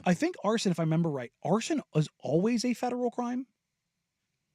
I'm not. I mean, you're there's- asking me a question I don't know the answer to look, on that one. my legalese. I feel like you would know. No, You're see, like, see, my legal specifications has to do with bodily harm and murder and involuntary manslaughter. Those I know inside and out. all right, hey. Arson, no. I use don't know that I one. use chemicals to melt down Oh my my bodies. God. Watched Breaking Bad, didn't you? Wait, you thought I need Breaking Bad to know that? That's how I Goodness. learned. It was very informative. Cannot take you Goodness. anywhere. All you need is a strong enough acid, folks. That's it. That's all you need. Like lemon juice. Strong enough. That's not it. That ain't it, pal. That ain't it. Lime juice. There's more. It's more than the citric acids that are out there. Did you ever do anything like that in the science class? Use an acid to break anything down? No, probably. I didn't really pay attention. It's wild. Just watching stuff turn to goo. They don't do that anymore. Just an FYI. Yeah, I'm feeling like you probably were a lot more attached to that than I was. I may or may not have been paying specific attention to how that all worked. Yeah. Yeah. know? No, I didn't really care much for that. I remember dissecting things. Science, you should really care much for Don't science. do that either. They don't do that anymore? I think I dissected an owl pellet. That's about it. Oh yeah. Yeah, Oh. you poop under the microscope, huh? I did not poop. The owl pooped. Well, Is not it- yours. I thought obviously. that owl pellets were thrown up. That's maybe it's thrown up. I don't know. It was like a second grade Oh. thing. I didn't dissect anything. Oh, really? No, nothing. Dang. We We did frogs. Yeah. And we did worms. I'm missing an animal. I don't know. We did some other Did you do like a snail? no. Like a rodent of some kind? It might have been some kind of rodent. Might have been a mouse. Yeah, maybe.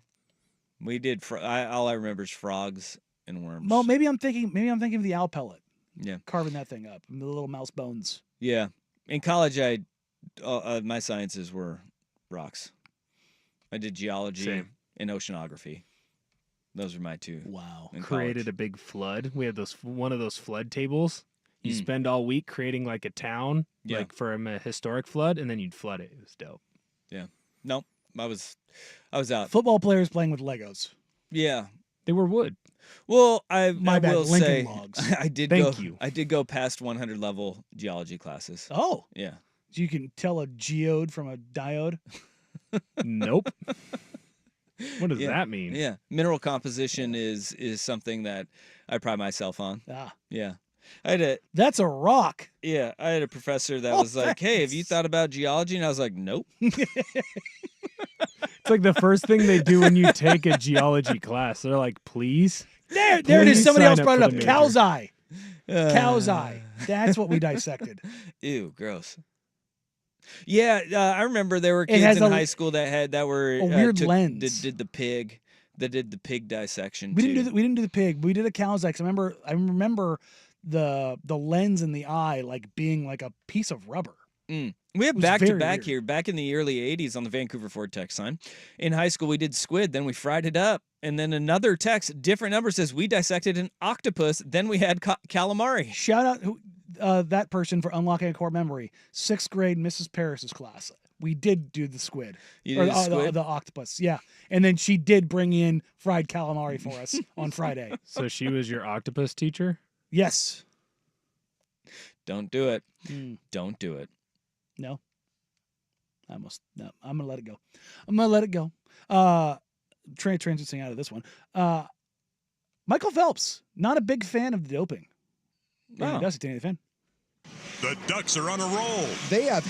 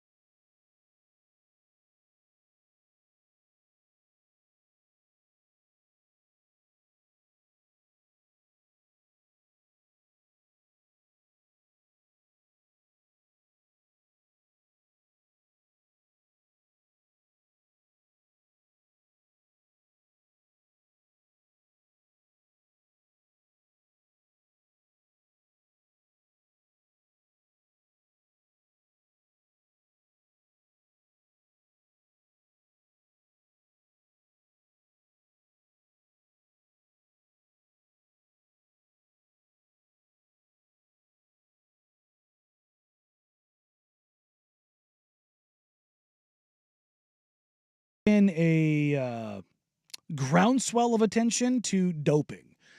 There is the story between USADA and WADA, the United States Anti-Doping Agency, versus the World Anti-Doping Agency, over what happened with the Chinese swimming team, where was it 15 members tested positive for a banned substance, and they said it came from their kitchen. It's like, well, yeah, it's because you're feeding it to them. That's how that works, dummy. But you had more of those swimmers medal. 9 of them, in fact, at the Paris Olympics that were indicted in that case have medaled. And Michael Phelps, king of the medals himself, has come out and said, if you test positive and you don't win your arbitration, basically, like you have your day in court, and you should be done. You should be thrown out for life. And done. But that is the thing with WADA, is that they won their arbitration and they won their appeal for the positive test, and that clears the Chinese swimmers, which problem is, a lot of folks are going, how did they win that? How many other people have gotten their medals stripped because of saying the exact same thing? Yeah. Now, I don't know what, and I guess it was several meat samples were sent in to WADA and they were all tested and they all came back positive. But that doesn't change the fact that how many athletes have we seen with trace amounts testing positive and they're like, nope, sorry. See you later, bye. And then when you're winning medals and you're going, all right, now one thing leads to another, right? Yeah, and you're talking about the majority of a team. Like this whole idea that it got into the kitchen. It's like, yeah, one of the chefs doing the sprinkly steroid meal. Yeah, really? It got into the kitchen? A banned substance? And it wasn't like one of those banned substances. I can't remember what it was, but it's not like one of those like, okay, why is that banned substances? It was like an EPO kind of. I think what they're doing is that they're saying that it's the cattle steroids that they're using in Chinese beef manufacturing, which is bulking up the cows, and it's also bulking up your swimmers, damn it. But Phelps saying the one and done, that's an interesting one, because for Olympic competition, I actually don't see the problem with it. No. If you get the one and done and you're out, like, people do make mistakes. Yeah. And people will do something, try to get that edge and be like, God, that was a massive regret that I have in my life. Mm-hmm. But at the same token, if you're performing at the highest levels, you have that known, right? Yeah. And getting over that edge, I think the Olympics, if you want to hold them to a higher standard, then absolutely hold them to the highest standard, which would be a one and done. Like, I remember Justin Gatlin. Mm-hmm. It just popped up like in my Facebook memories there of Justin Gatlin. And my first thing I said was, Justin Gatlin better not test positive after this. Because he had been popped before and then worked his way back, did it clean or around the rules. the non-detectable way. And then now that I thought we were going to get this year the roided up Olympics. That's where I was just going to go. Look, and if you get thrown out, go. Is that next year? Go compete in the roid Olympics. They're going to do the roided out Olympics, and you can take whatever you want. You can be. It's encouraged for you to be on all of the gear. That's going to be wild to watch somebody try and run like a 9.4 100 and blow out both of their hamstrings coming out of the starting blocks. I am here to see it. You're signing up for it. You know what you got into. Buddy, if you don't think that I'm not going to at least check it out, I will watch. I'll watch somebody deadlift 800 pounds. Yeah. The worst, though, is like, you have like wrestling and judo in that, because the roids rage is going to be through the roof. Yes. Who breaks that fight up? Somebody on more roids? Yeah. Where's Big John McCarthy when you need him? Well, they're going to have the strong men competing in it, so just have them break it up. Have Brian Shaw come in. Yeah, just have multiple roided out quick derail officials. Segment. Have you seen have you ever gone down the YouTube rabbit hole of eating a day of what Brian Shaw eats? Yep, watched it last night. What is it, 25,000 calories? Well, it depends on which strongman you're looking at. At the original, it's like 15, then there's one where it's like 18, and then there's another that's 20. But that was Michael Phelps, though. Remember, Michael Phelps was doing the exact same thing. Like, because he was burning so many calories in his events. And Phelps goes on to say, he goes, look, people thought I was doping for years because of the dominance and what I was doing. He's like, if I'm going through hell, or I went through hell to do what I did, and now you're telling me that this guy can take that shortcut and demean what I did.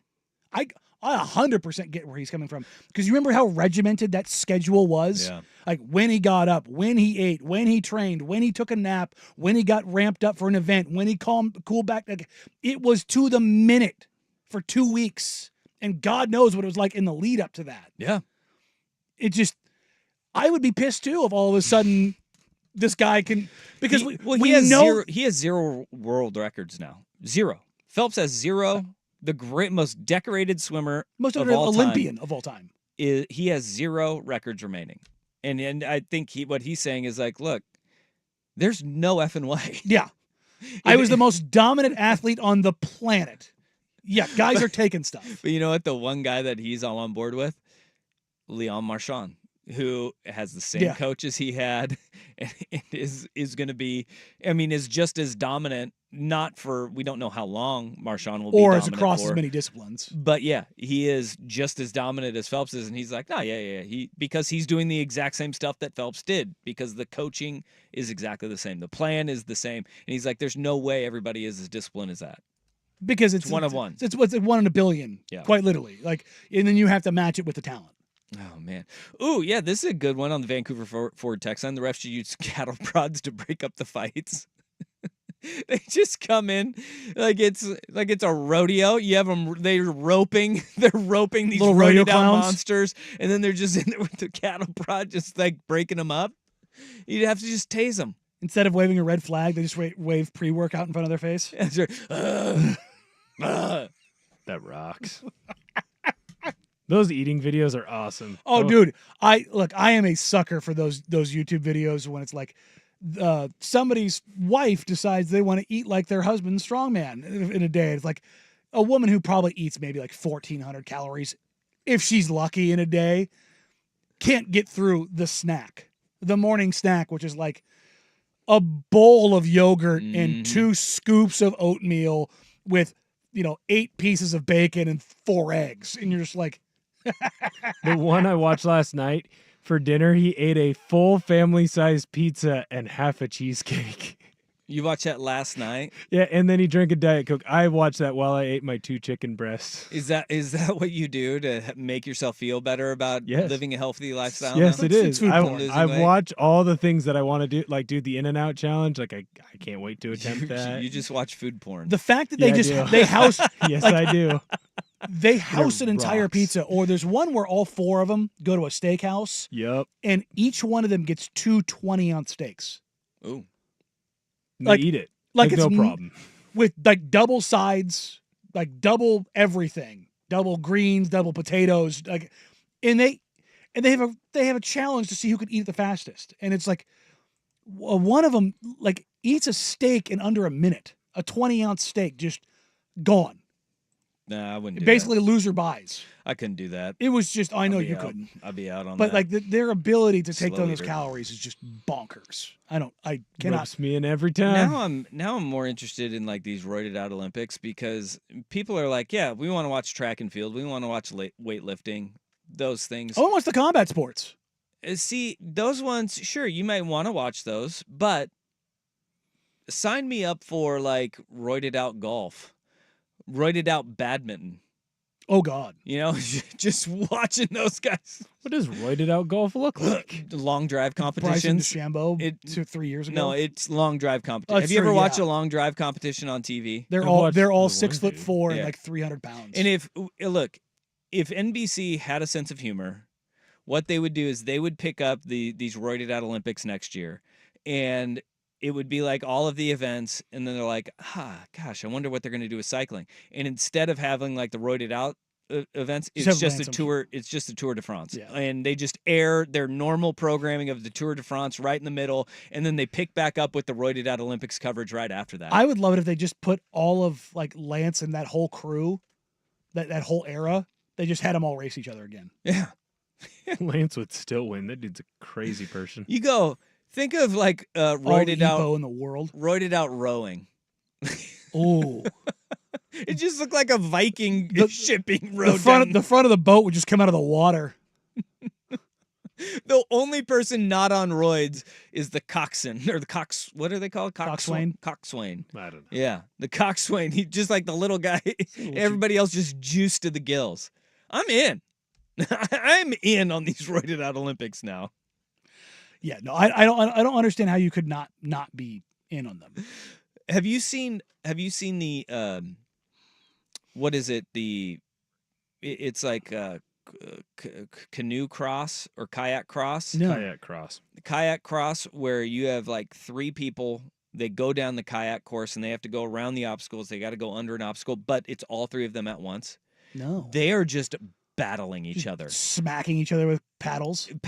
Their boats are just running into each other. You got guys throwing bows to get around. I like this. Yeah, it is. I want to put them wild. in that river course together. That is what it is. That's what I want to see.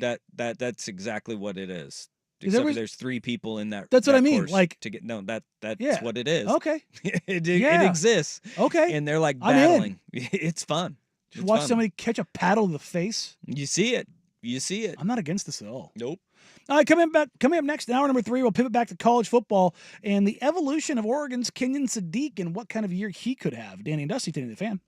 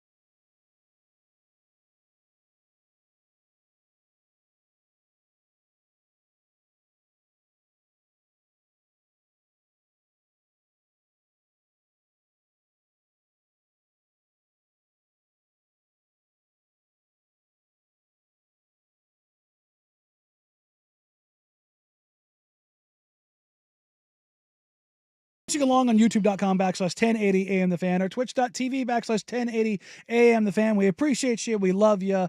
If you may or may not have on Team USA taking on Brazil, where Team USA appears, knock on wood, is going to cover. I'd like to report a murder. It is happening in France right now. They're up 32 with a minute 40 to go. Hot damn. United States is rolling right now. But it is Brazil. So it's a round of 16. France beat Canada. Yeah, and that's actually big for the United States. People are calling it an upset. Yeah, I don't see how it is. I don't know. The next best player in the world, Victor Wembanyama's on that team, but he got benched. No, Rudy got benched. Rudy Gobert got benched. We'll talk about that a little bit later because there's conflict in that story. Dun dun dun dun. Okay. Because it's Rudy Gobert. I mean, there's always conflict. But we'll keep it on college football right now. You were down at Oregon Ducks Media Day, and you and I have talked about what to off air about kind of what to expect with the Ducks. And a name that you've brought up more than a couple times has been Kenyon Sadiq. Oregon's offensive coordinator Will Stein also has been talking about Kenyon Sadiq and kind of what you could expect from Kenyon this year. We want to get him the ball as many ways as we can. And early in camp, we're really just trying to reinstall our base offense. But as we get closer to game weeks, he's a guy that we want a personnel-specific plays for. There's been different guys across the country over the years that have been unique like him. I think about the kid that just got drafted from Georgia that is with the Raiders now. Like, I'm not saying Kenyon is Brock Bowers, okay? He's not there yet, but he has all the skills to be a player similar to him in terms of true tight end play, out of the backfield, flexed. So excited about where he's going. And I mean, he's had a great summer, great spring. What's interesting is when it comes to Pac-12 football over the years, there have been some really good tight ends, but I just don't associate the Pac-12 offenses for whatever reason in my head with the unique kind of tight ends, even though there have been plenty that have come out of here. Well, Stanford, Oregon State, and Oregon have all produced quite a few tight ends, and then even Arizona State with guys like Todd Heap. I mean, historically, it's been a good conference, very good tight end conference. And I don't know why it doesn't transfer in my head. Maybe it's just because Iowa just produces so many by themselves, for sure. And Miami, I think those are the kind of the two I think looked at historically kind of tight end schools, but it's going to be interesting because with Oregon, you have so many weapons that are different from what I think the stereotype of an Oregon weapon has historically been over the last 15 years. Kenyon Sadiq is just different. And look, Will Stein brought up Brock Bowers, and Kenyon Sadiq is not Brock Bowers in some of the measurables there because, Bowers is like 6'4", 240. Kenyon Sadiq is probably hovering around like 6'2", probably about 230. They have him listed as 6'3", 235.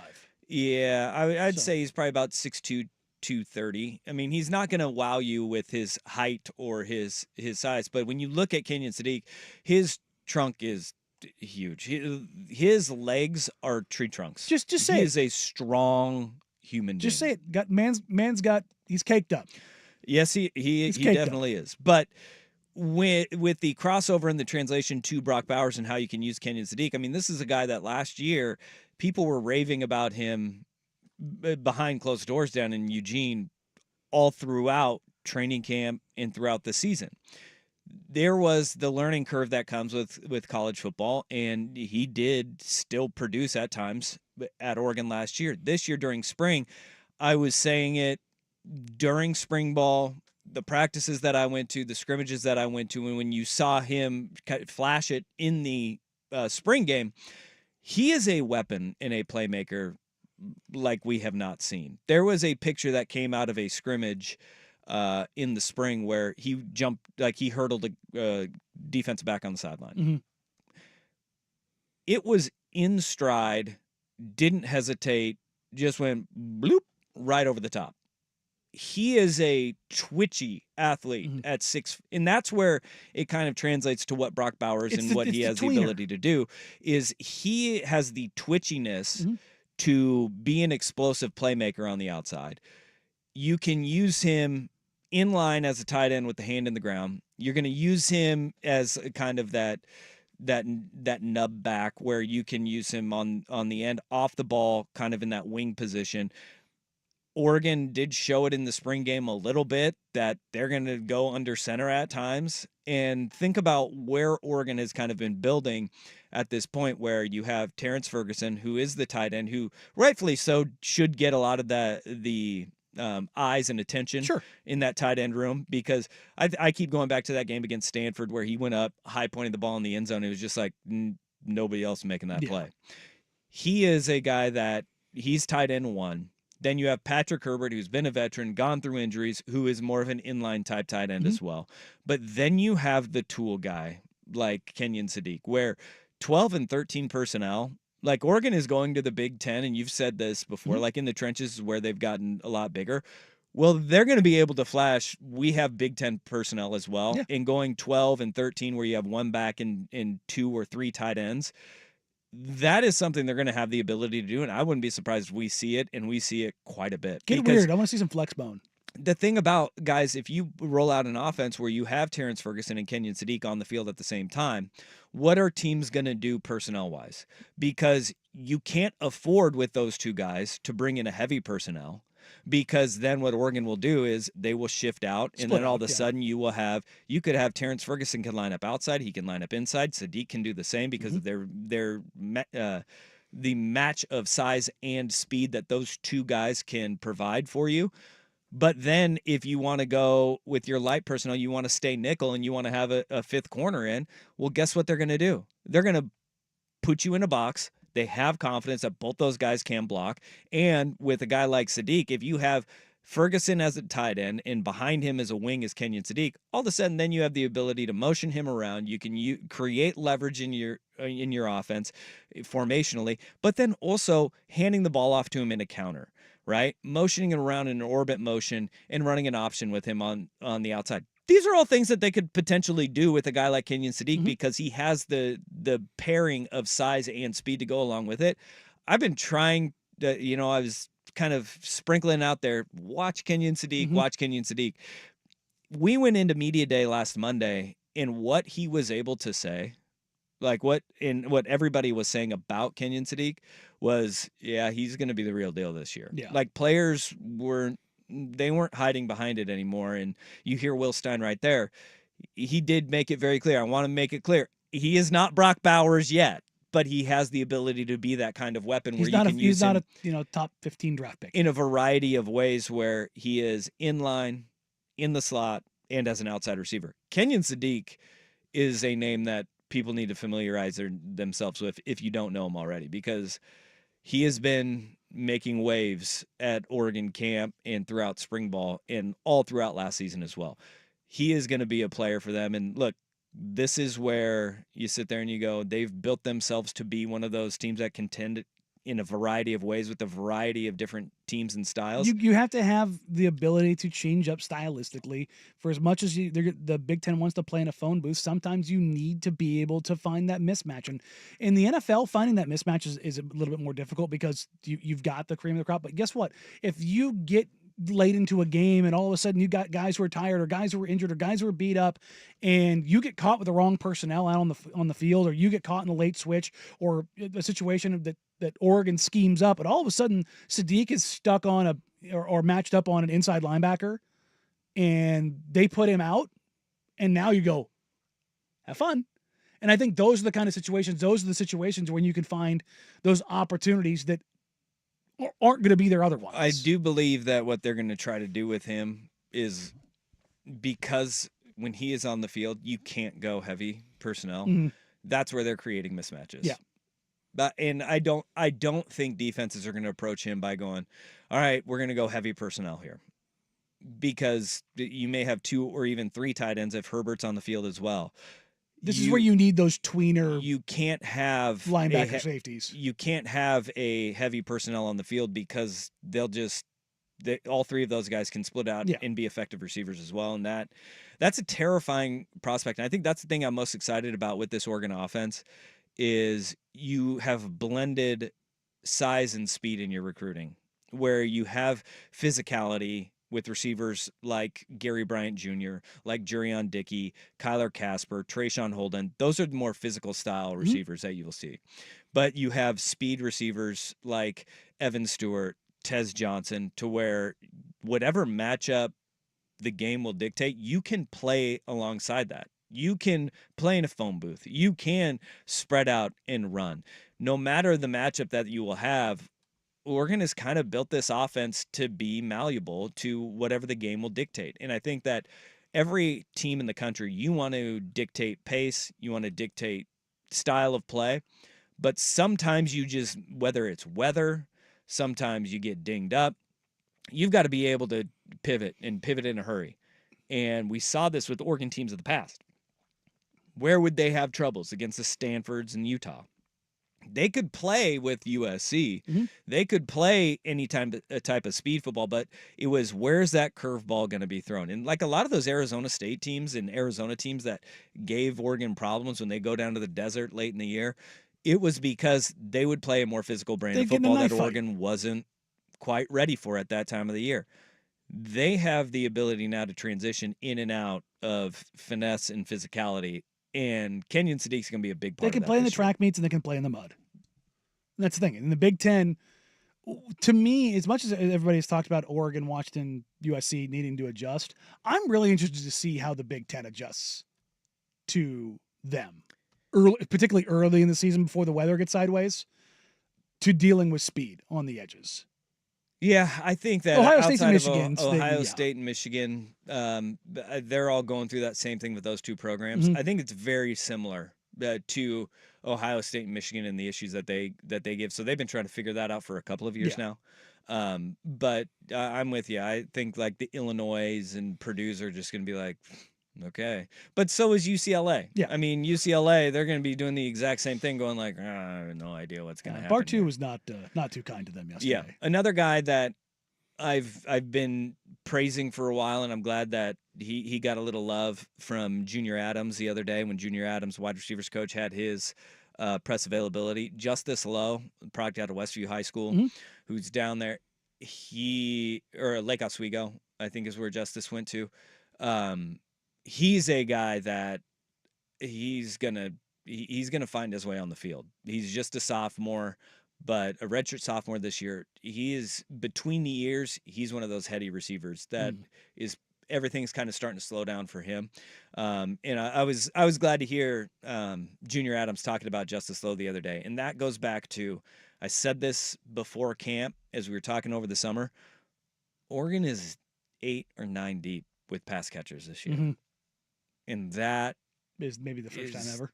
Well, that is the first time ever, but there's very few programs that around the country that you can sit there and you can say, we have 8 or 9 guys we feel confident can go out there and give us snaps. And again, it's the variety that you have with those 8 or 9. Yeah. They're not going to be, all of them aren't going to be useful week in and week out, but you have the ability to match up with whatever's being thrown at you. And it's the styles make fights. All right, coming up next, Jim Harbaugh has word salad. This might be his best ever. Danny and Dusty, 10 the Fan.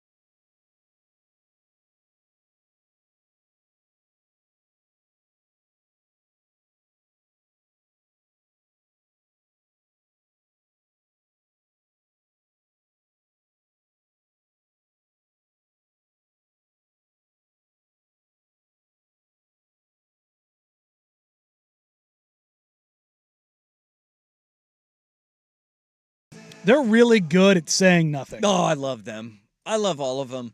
They're all lunatics, but I love them. Jack, John, Jim. Jim's herd of children. You know, he has like 7 kids. And they all start with J, right? Do they? I thought they did. I don't think the daughter does. You sure? He records their conversations in the car, though. I do know that. What do you mean by that? He said that Wait, he what? records his conversations with his family members in the car so that he can look back on them for wisdom. Oh, actually, that's a really good idea.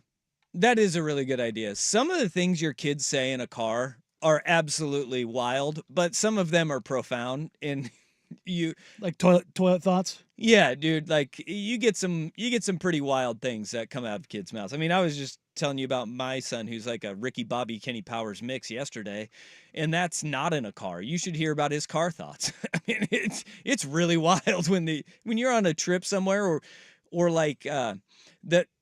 It's absolutely hands down the best is getting your kids' thoughts like to and from like an event, whether it's like a sporting event or like they're doing a play or a dance recital or whatever it is, because you get like nervous energy kid and they don't know what to do with it and how to process it. And you're just like, oh boy, all right. Don't know how we got there, but all right, let's go.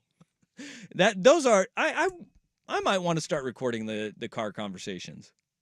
That's actually a good idea by Jim Harbaugh. A little criminal evidence for later It's in life. A little crazy. Yeah, absolutely. Yeah, I mean, I think that's where we are.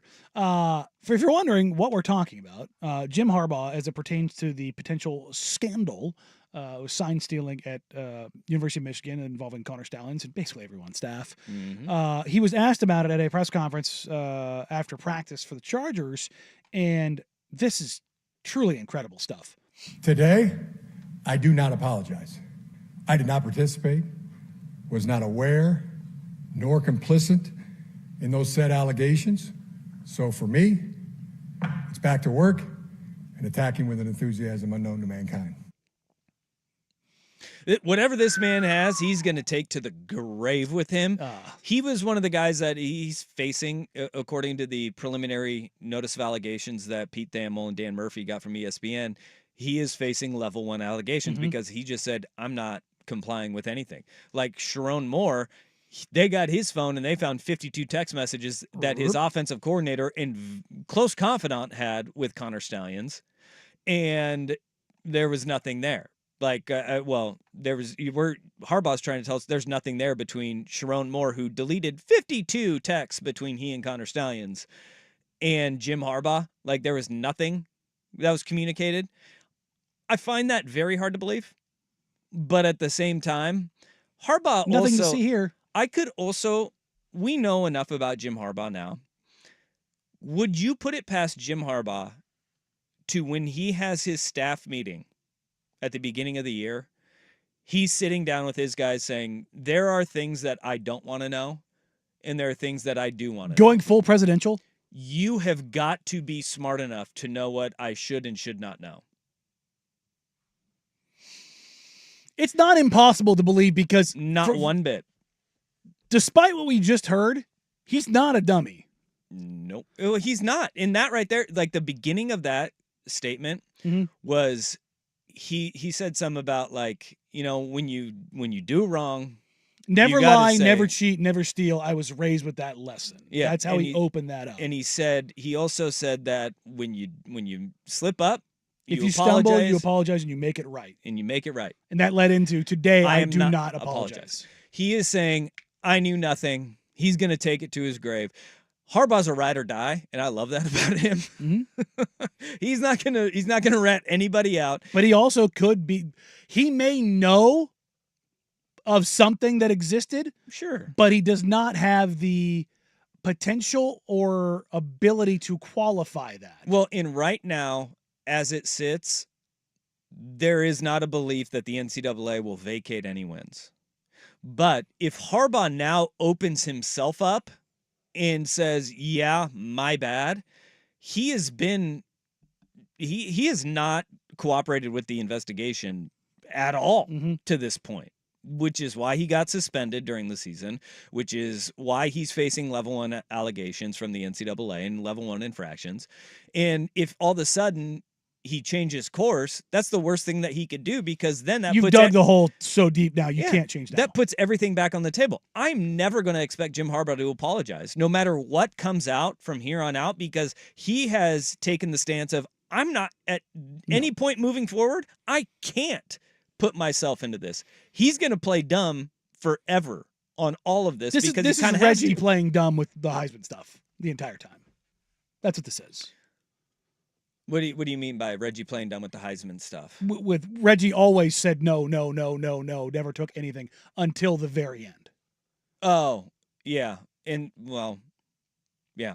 He with the Heisman and everything that went all of his He with USC. He went down that path for 20 years of I did nothing wrong. Yeah, well, we all knew he did, but that's what I'm saying. What I'm saying with Harbaugh was like, he's so far down that path now where it's can't do it.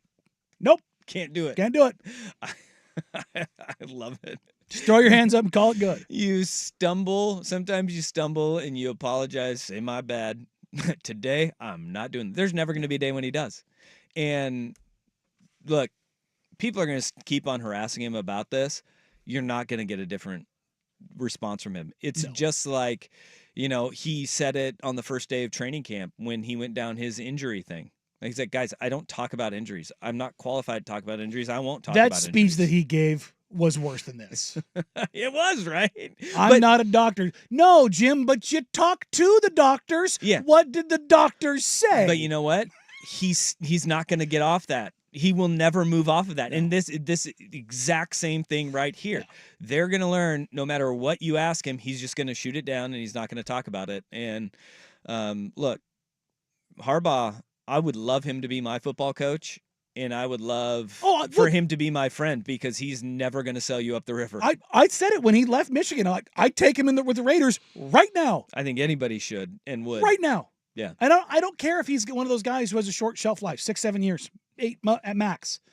In those 8 years, you're going to get real good. God, he is real fast. He is something else. He is so different. He is. He's a different bird. Look, he's and that's what sets him apart. Love him. Is that everybody knows he's full of crap with that stuff, but you know that he himself is not full of it. That he believes what he preaches and everything kind of goes along with it. It's a very strange, unique, weird situation. I bet if you were to give him like a lie detector test, it would never move. No, it wouldn't. They'd be like, we don't know if he's lying or not. We have no clue. It's just always, he probably believes it. If you believe it, it's not a lie. 100%. Costanza. He's going the Costanza route. You're not wrong. All right, today is August 6th. Do you know what that means? No. Well, I'll give you an update on why today is such an important day for the NBA. Coming up next. But first, here's Big Will Betts with the Sports Center update.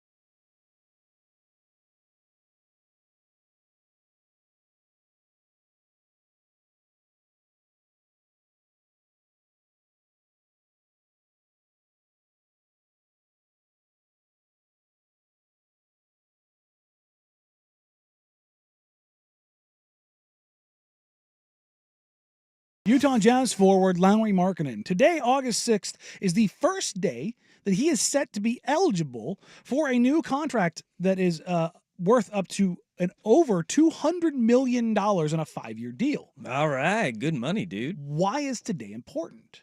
Well, today, number one, is the first day he can sign it. Today is also Jeff Rust's birthday. Hey! That's what is important. Happy birthday, Jeff Rust. Happy birthday. Jeez. I texted Rust, and he is spending his day at the DMV getting his new license, which is like that's what old people do when you have your birthday. because it now. expires Yeah, that it day. expires that My man day. waited till the last minute. Yeah, I'd never do that. No. That's awful. Uh, Happy birthday, Rust. Happy birthday, Rust. But as it pertains to Lauri Markkanen, if he does not sign the deal today, he cannot be traded this year. Why? Because he would need at least 6 months from the day to be eligible to be traded. 6 months from today is the NBA trade deadline. So if he waits for tomorrow to sign it, he cannot be traded at all. Legally cannot be traded. So what he Alright. essentially does is he gives himself a 1-year no trade clause. Why? Okay, here's my thing about Lauri Markkanen. Why does Lauri Markkanen want to be a member of the Utah Jazz? So He likes badly? Utah. And it's here's the thing. Reminds him of home, I mean, Finland. you're not wrong. Hmm. It's culturally better for him than other places. It's he just had a couple kids. So he's not in the hurry to move. And this is the stuff that doesn't really get talked about all that often is the effect for players, for families. Like it was like, oh, the Blazers need to trade Anthony Simons. Ant just had a baby in February. Jeremy just had a kid last year and he has another one on the way. Yeah. Guys don't want to uproot their families, particularly when they're very young, because it's a pain in the ass. It is. It's it doesn't matter how much money you have. Yep. Because while the player can go move, mom and the kid, they aren't just going to go get away from their support systems. They're probably going to go stay with mom or dad or somebody else and come visit. That's pain. That's tough on a family. That's fascinating. So they have agreed to all of the terms. So if you've seen that, they've agreed to the terms. He He's has not not going to sign signed it until tomorrow or even later because they've agreed to it, signed, sealed, delivered. Which is interesting because Interesting. Tim Kawakami said he didn't believe that Lowry was going to sign the deal because the Jazz would change the deal on him. Tim's been kind of pushing for the Warriors have this great grand package that they've offered to trade for Lauri Markkanen. They haven't. They haven't given in to everything that. Then why wouldn't the Jazz want that great grand trade package? Yeah, if they put all of the picks on there and Podziemski and everything made sense and they didn't have to take Andrew Wiggins, then yeah, why wouldn't the Jazz do that? They would definitely do that. And that's the point. They haven't made it all available. I think one thing we know about Danny Ainge is that if there is a Godfather great offer. deal on the table, he'll take it and won't care. Yeah. And the thing is, they like having Lowry. He's a good player. He's really good. You don't have to go, he's a near all-star. He's an actual all-star. Yeah.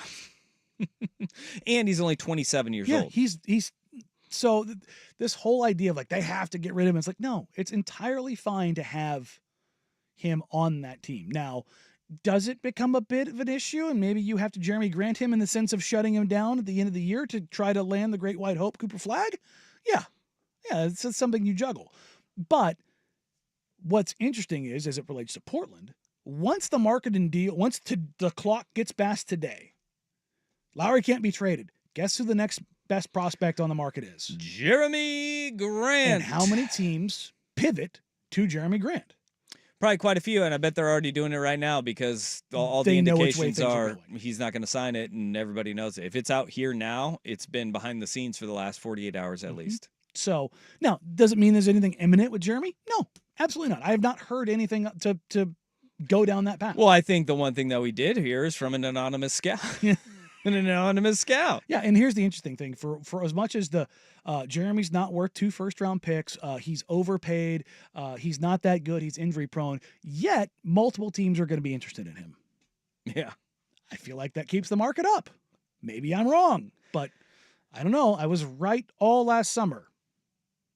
So, all right. going off of a little bit of a whim of where things currently sit in the. I mean, again, this doesn't mean that the Trailblazers are going to make a deal with Jeremy Grant and trade him before the season, but this does solidify one position. So if you are going to make a move, the next guy on that list is Jeremy Grant. All right. So, who is currently the 13th highest paid forward and 44th highest paid player in the NBA. And in 2 years, his deal will be, I think we both agree, he won't be a top 60 paid player in the NBA in 2 years. Jeremy Grant? No, not a chance. Not a chance. Not a chance. And so that all of a sudden becomes far more attractive to a team that will have him for at least, Jeremy Grant, if you count this season, 3 years and then a player option for that 4th year down the road. But you at least will have him for, even if you go through this entire season or trade deadline, it's 2.5 years at the trade deadline. You know you have Grant under contract, or if you go through this year, you know you have him for at least 2, and then that player option for a 3rd year. So it's all an interesting spot to be for the next month or so. Whoa, All right, coming up next, the White Sox did it. Danny and Dusty, Danny the Fan. It's the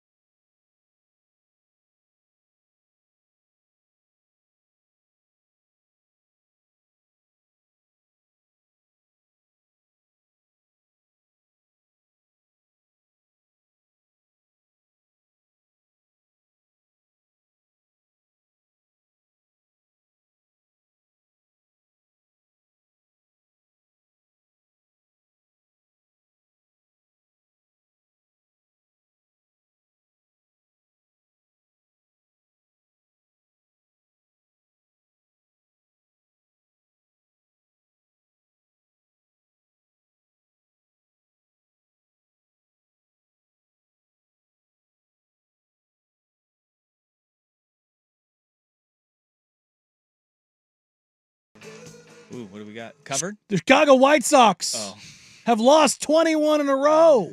They will not be outdone. They will suck the most. They have equaled the 1988 Baltimore Orioles for the longest American League losing streak in the league's history. They're going for that 1889 record. They are only 2 off from the 1963 Philadelphia Phillies. The modern day record. 23 consecutive losses. But look, we're also banking on the Oakland A's to muster up the courage to sweep the White Sox. I mean, well, again, they're now 22-16 against teams under 500 this year. The A's are. I don't know when's the last time they had a sweep. They had 3 consecutive wins against the Angels, but it was a 4-game series. Did not complete the sweep, and that was at the end of July. So that's encouraging. Sure. You have a sweep of the Pirates. Oh, no. The sweep of the Angels early July is the last time. So hey, maybe they got it in them. Long. They have 2 sweeps this season of the Pirates and the Angels. Bad teams, but, Hey, we'll still take sweeps. I think they're going to do it. Here's a crazy number. The Chicago White Sox, when trailing, heading into the 7th inning, are 0-56. Oh, dear Lord. In the after inning? the 6th inning, so going into the 7th, so with the 7th, 8th, and 9th, a third of the game remaining, they are trailing, not by 1 through 10, trailing at all. They are 0-56. Oh, dear Lord. All right, so if you're looking for the pitching matchup tonight, Chicago in Oakland, you got Ross Stripling, who's 1-5 on the year with a 5.9 ERA at home. On the road, you have Jonathan Cannon, who is 0-4 on the road with a 5.67 ERA. Take the over, and this is a crapshoot game. You got a 1-5 pitcher at home going up against an 0-4 pitcher on the road. Both of them have an ERA north of 5.75. Look, this is going to be a turd fest. Good God! This is going to be a turd fest. What's the combined runs in this? Well, it's got to be 8, right? I would imagine. Well, but the offenses suck though. No, the White Sox can't score runs. God, that makes this actually kind of interesting. They can't hit. Pitching that's putrid versus hitting that's worse. Which way do the books go? Yeah. I'm actually very interested. I have genuine interest in this solely because of how inept these teams are. I'm looking up my over-under here on this game. It's going to be low on here. It's going to be the very bottom. You've got the over-under set at 8.5 runs. You got the A's at -205. I mean, I said 8. I'm going to go the over. I think I'm going over in this one. Mm. I think last night, 5-1 decision. A's won. If you want to know, the White Sox have allowed 5, 13, 6, 10, 10, 4, 8 runs in their last 2 series. Good God. The low in there is 4? The Mariners in a 3-game set scored 22 runs. The Mariners. Of Seattle. Who can't hit. Yeah, the ones up in Seattle. They did that. I'm going over. I'm going the over. You're pushing send on that, aren't you? Yeah, I just did. I don't. Did it. We're there. Are we doing this together? Done. Will, you in? Sure, I'll put money in. All right, let's go. I'll take it. For entertainment purposes only. We're in. I'm going the over. A's, White Sox, 8.5. You got two pitchers that can't keep the ball in the park. I'm riding with it. We did it. Let's go.